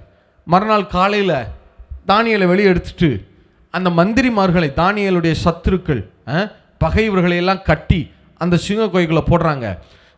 அந்த சிங்கங்கள் என்ன செஞ்சிச்சு? அவங்க அந்த கெபிக்குள்ளே விழுகிறதற்கு முன்னாடி, இப்போ தான் பாதியில் ட்ராவல் ஆகி வர்றாங்க, மேலேருந்து போட்டால் உள்ளே வந்து இன்னும் விழுகலை. அந்த இடத்துல இருக்கிற போதே சிங்கங்கள் அவர்கள் மேலே என்ன செய்ததான்? பாய்ந்து அவர்கள் எலும்புகளை நொறுக்கி போட்டது. நான் கேட்குறேன், மந்திரிமார்களை போடும்போது சிங்கங்கள் அவங்க மேலே பாஞ்சிச்சு, அப்போ தானியேலை உள்ளே போடும்போது சிங்கங்கள் பாயணும் தானே, ஏன் பாயலை? அப்போ என்ன அர்த்தம்னா, தானியேலை உள்ள தூக்கி போட்டு உடனே சிங்கங்கள் வந்து தானியேலை 2 பிராண்டி 2 கடி கடிச்ச உடனே தானியேல், ஆண்டவரே என்னை காப்பாற்றுங்க அப்படின்னு சொல்லி, உடனே ஆண்டவர் என்ன கடிச்சிருச்சா, இந்த வந்துடுறேன் அப்படின்னு சொல்லி அப்புறமா மெதுவாக வந்து தானியேலை சரி விடு எந்திரி அப்படிலாம் காப்பாற்றலை. கர்த்தர் தானியேலை உள்ள கெபிக்குள்ளே போடுறதுக்காக தானியேலை வெளியே கட்ட போனாங்க பாருங்க, கயிறு எடுத்தாங்க பாருங்க. தானியேலை கட்டுகிறதற்கு முன்பாகவே கர்த்தர் சிங்கங்களின் வாயை கட்டி வைத்திருந்தான். எத்தனை பேர் ஆமேன்னு சொல்ல முடியும்? அதனால தான் தானியேலை போடும்போது அது என்ன செய்யுது? சாம உட்காந்துருக்கு. ஏன்னா ஏற்கனவே என்ன பண்ணப்பட்டிருக்கிறது? அது கட்டப்பட்டிருக்கிறது. நான் சொல்கிறேன், உங்கள் பிரச்சனை முதல்ல இல்லை, உங்கள் பிரச்சனைக்கு முன்பாகவே தேவன் ஏற்கனவே ஒரு தீர்வை ஆயத்தப்படுத்தி வைத்தார். எத்தனை பேர் ஆமேன்னு சொல்ல முடியும்? இல்லை? சரி, இப்போ தாவீது அந்த தண்டை பின்தொடர்ந்து போகிறா. என்ன நடக்குது? 18வது வசனம் வாசிங்க. 18வது வசனம். அமலேக்கியர் பிடித்து கொண்டு போன எல்லாவற்றையும் தன்னுடைய 2 மனைவிகளையும் தாவீது விடுவித்தான். அவர்கள் கொள்ளையாடி கொண்டு போன எல்லாவற்றிலும் சிறியதிலும் பெரியதிலும் குமாரரிலும் குமாரத்திகளிலும் ஒன்றும் குறைவுபடாமல் எல்லாவற்றையும் தாவீது திருப்பிக் கொண்டான். எல்லா ஆடு மாடுகளையும் தாவீது பிடித்து கொண்டான். அவைகளை தங்கள் மிருக ஜீவன்களுக்கு முன்னாலே ஓட்டி இது தாவீதின் கொள்ளை என்றார்கள். நல்ல கவனிங்க. தாவீது தான் இழந்ததில் சிறியதிலும் பெரியதிலும் ஒன்றும் மீதமில்லாமல் எல்லாவற்றையும் திருப்பிக் கொள்ளும்படி தேவன் செய்தான். எத்தனை பேர் ஆமீன் சொல்ல முடியும்? அவனுடைய 2 மனைவிமார்களையும் அகினோவாமையும் அபிகாயிலையும் கர்த்தர் திருப்பி கொடுத்து தாவீதுக்கு சொல்லாமல் சொல்லிவிட்டா, தாவீது நான் உன் மேலே வச்சிருக்கிற கிருபையை நீ ஒரு நாளை இழக்க போகிறதில்லை. அதைத்தான் இன்னைக்கு அப்பா உங்களுக்கு சொல்கிறாரு. தைரியமாக போங்க, சந்தோஷத்தோடு நீங்கள் கடந்து போங்க. நீங்கள் இழந்த எல்லாவற்றையும் எவர் திருப்பி கொள்ளும்படி செய்கிறவர். இழந்ததில் சிறியதிலும் பெரியதிலும் ஒன்றும் மீதம் இல்லாமல் எல்லாவற்றையும் நீங்கள் சுதந்திரித்துக் கொள்ளுவீர்கள். எல்லாவற்றையும் நீங்கள் திரும்ப பெற்றுக் கொள்ளுவீங்க. நீங்கள் கிருபையை இழக்கிறதுக்கு ஒரு நாளும் அவர் அனுமதிக்க போகிறது கிடையாது. உங்கள் வாழ்வாதாரங்கள் இழப்பதற்கு தேவன் ஒரு நாளும் அனுமதிக்கிறவர் அல்ல. எத்தனை பேர் ஆமீன் சொல்ல முடியும்? எத்தனை பேர் ஆமீன் சொல்ல முடியும்? நல்லா யோசிச்சு பாருங்க. தாவீதுகிட்ட இருந்து அமலேக்கியர்கள் எல்லாவற்றையும் எடுத்துட்டு போனாங்க, உண்மைதான். ஆனால் அது எதையுமே அவர்கள் அனுபவிக்க தேவன் அவங்களுக்கு பர்மிஷன் கொடுக்கல. கொண்டு போய் வச்சிருந்தான், அவ்வளோதான். ஏற்ற நேரத்தில் தேவன் அதை பன்மடங்காய் தாவீதினிடத்தில் திரும்ப பண்ணினா. எத்தனை பேர் ஆமீன் சொல்ல முடியும்? எத்தனை பேர் ஆமீன் சொல்ல முடியும்? இல்லை? அப்போ நல்லா கவனிங்களேன். உங்கள்கிட்ட இருந்து சிலவற்றை சிலர் எடுத்திருக்கலாம். சில ஆத்துமாக்கள் எடுத்திருக்கலாம், சில பொருளாதாரத்தை எடுத்திருக்கலாம், சில ஸ்தானங்களை எடுத்திருக்கலாம், ஏதோ ஒரு காரியத்தை உங்களிடத்தில் சொத்துக்களை ஏதோ ஒரு காரியத்தை எடுத்திருக்கலாம். நீங்கள் அவங்க எடுத்துகிட்டு போயிட்டாங்களேன்னு நினைக்காதீங்க. பத்திரமா வச்சிருக்கிற பொறுப்பை தான் தேவன் அவங்களுக்கு கொடுத்துருக்கிறாரு. நான் கர்த்தருடைய நாமத்தில் சொல்கிறேன், ஏற்ற நேரத்தில் அதை உங்களிடமாய் திரும்ப பண்ண அவர் வல்லமையிலவராக இருக்கிறார். எத்தனை பேர் ஆமீன் சொல்ல முடியும்? இல்லை நீங்கள் என்ன நினைக்கிறீங்கன்னா, பிரதர் எனக்கு அவங்க செஞ்ச துரோகம் பெருசு பிரதர், ஆனால் அவங்க நல்லா தானே பிரதர் இருக்காங்க. இல்லை, உண்மை நீங்கள் என்னன்னா, கர்த்தர் அவங்க உங்களுக்கு செஞ்ச துரோகத்தை கர்த்தர் பார்க்கல அப்படின்னு நீங்கள் நினைக்கிறீங்க. இல்லை, அப்படி கிடையாது. உண்மை என்னன்னா, கர்த்தர் பார்த்திருக்கிறார். அவர்கள் உங்களுக்கு செய்த துரோகம் பெருசு. என்றைக்கோ கர்த்தர் அவர்கள் ஜீவன் என்ன செஞ்சிருக்கணும்? எடுத்திருக்கணும். ஆனால் ஆண்டவர் அவங்களுக்கு செஞ்ச துரோகத்திலையும் அவங்கள இன்னும் விட்டு வச்சிருக்கார். ஏன் தெரியுமா? கர்த்தர் உங்களுக்கு என்ன செய்ய போகிறார் என்பதை அவர்கள் கண்கள் பார்க்க வேண்டும் என்பதற்காக. எத்தனை பேர் ஆமீன் சொல்ல முடியும்? அவர்கள் கண்கள் காண வேண்டும் என்பதற்காக. எத்தனை பேர் ஆமீன் சொல்ல முடியும்? இல்லை, அவர் ராஜாக்களை தள்ளி ராஜாக்களை ஏற்படுத்துகிற வல்லமையுடையவர். அவருக்கு தெரியும் எதை எப்போ டீல் பண்ணணும்னு. எத்தனை பேர் ஆமீன் சொல்ல முடியும்? எத்தனை பேர் ஆமீன் சொல்ல முடியும்? இல்லை, தேவன் ஏற்ற நேரத்தில் உங்கள் சொத்துக்களை, இழந்த ஸ்தானங்களை, இழந்த காரியம் எல்லாவற்றையும் அவர் திரும்ப பண்ணுகிறவர். 26வது வசனம் வாசிங்க. கடைசி 26வது வசனம் வாசிங்க. தாவீது சிக்லாகுக்கு வந்தபோது அவன் கொள்ளையாடினவைகளிலே தன் சிநேகிதராகிய யூதாவின் மூப்பருக்கு சிலவற்றை அனுப்பி, இதோ கர்த்தருடைய சத்துருக்களின் கொள்ளையில் உங்களுக்கு உண்டாயிருக்கும் ஆசீர்வாத பாகம் என்று சொல்ல சொன்னான். நல்ல கவனிங்க, இந்த அதிகாரம் இழப்பின் அதிகாரம். இழப்பிலே ஆரம்பிக்கிறது, ஆனால் ஆசீர்வாத பாகத்திலே முடிவடைகிறது. பைபிளில் இந்த வார்த்தை இந்த ஒரே ஒரு இடத்துல தான் இருக்கு, ஆசீர்வாத பாகம். என்ன பாகம்? இது இழப்பிலே துவங்குகிறது, ஆனால் எதில் முடிவடைகிறது? இப்போ நீங்கள் கேட்கலாம், பிரதர் என் வாழ்க்கையில் சில இழப்புகள் வந்துருச்சு, சில காரியங்களை இழந்துட்டேன், என் வாழ்க்கையிலையும் லாஸ்ன்னு ஒரு சாப்டர் இருக்கு பிரதர், இன்னும் க்ளோஸ் ஆகலை பிரதர், அது அப்படியே இருக்கு பிரதர். ஒரு நாள் கவலைப்படாதீங்க, உங்களை திடப்படுத்தி கொள்ளுங்க, கர்த்தருடைய சமூகத்தை தேட ஆரம்பிங்க. நான் டிக்ளேர் பண்ணுறேன், உங்கள் இழப்புகள் எல்லாவற்றையும் அவர் ஆசீர்வாத பாகமாய் முடிவடைய பண்ணுகிறவராக இருக்கிறார். எத்தனை பேர் ஆமேன்னு சொல்ல முடியும்? கர்த்தருடைய பிள்ளைங்க வாழ்க்கையில் வந்த எந்த இழப்பையும் தேவன் இழப்பாகவே விட்டது கிடையாது. அதை நிச்சயமாய் அவர் ஆசீர்வாத பாகமாய் மாற்றி காட்டுகிறவர். எழும்பி நிற்போமா?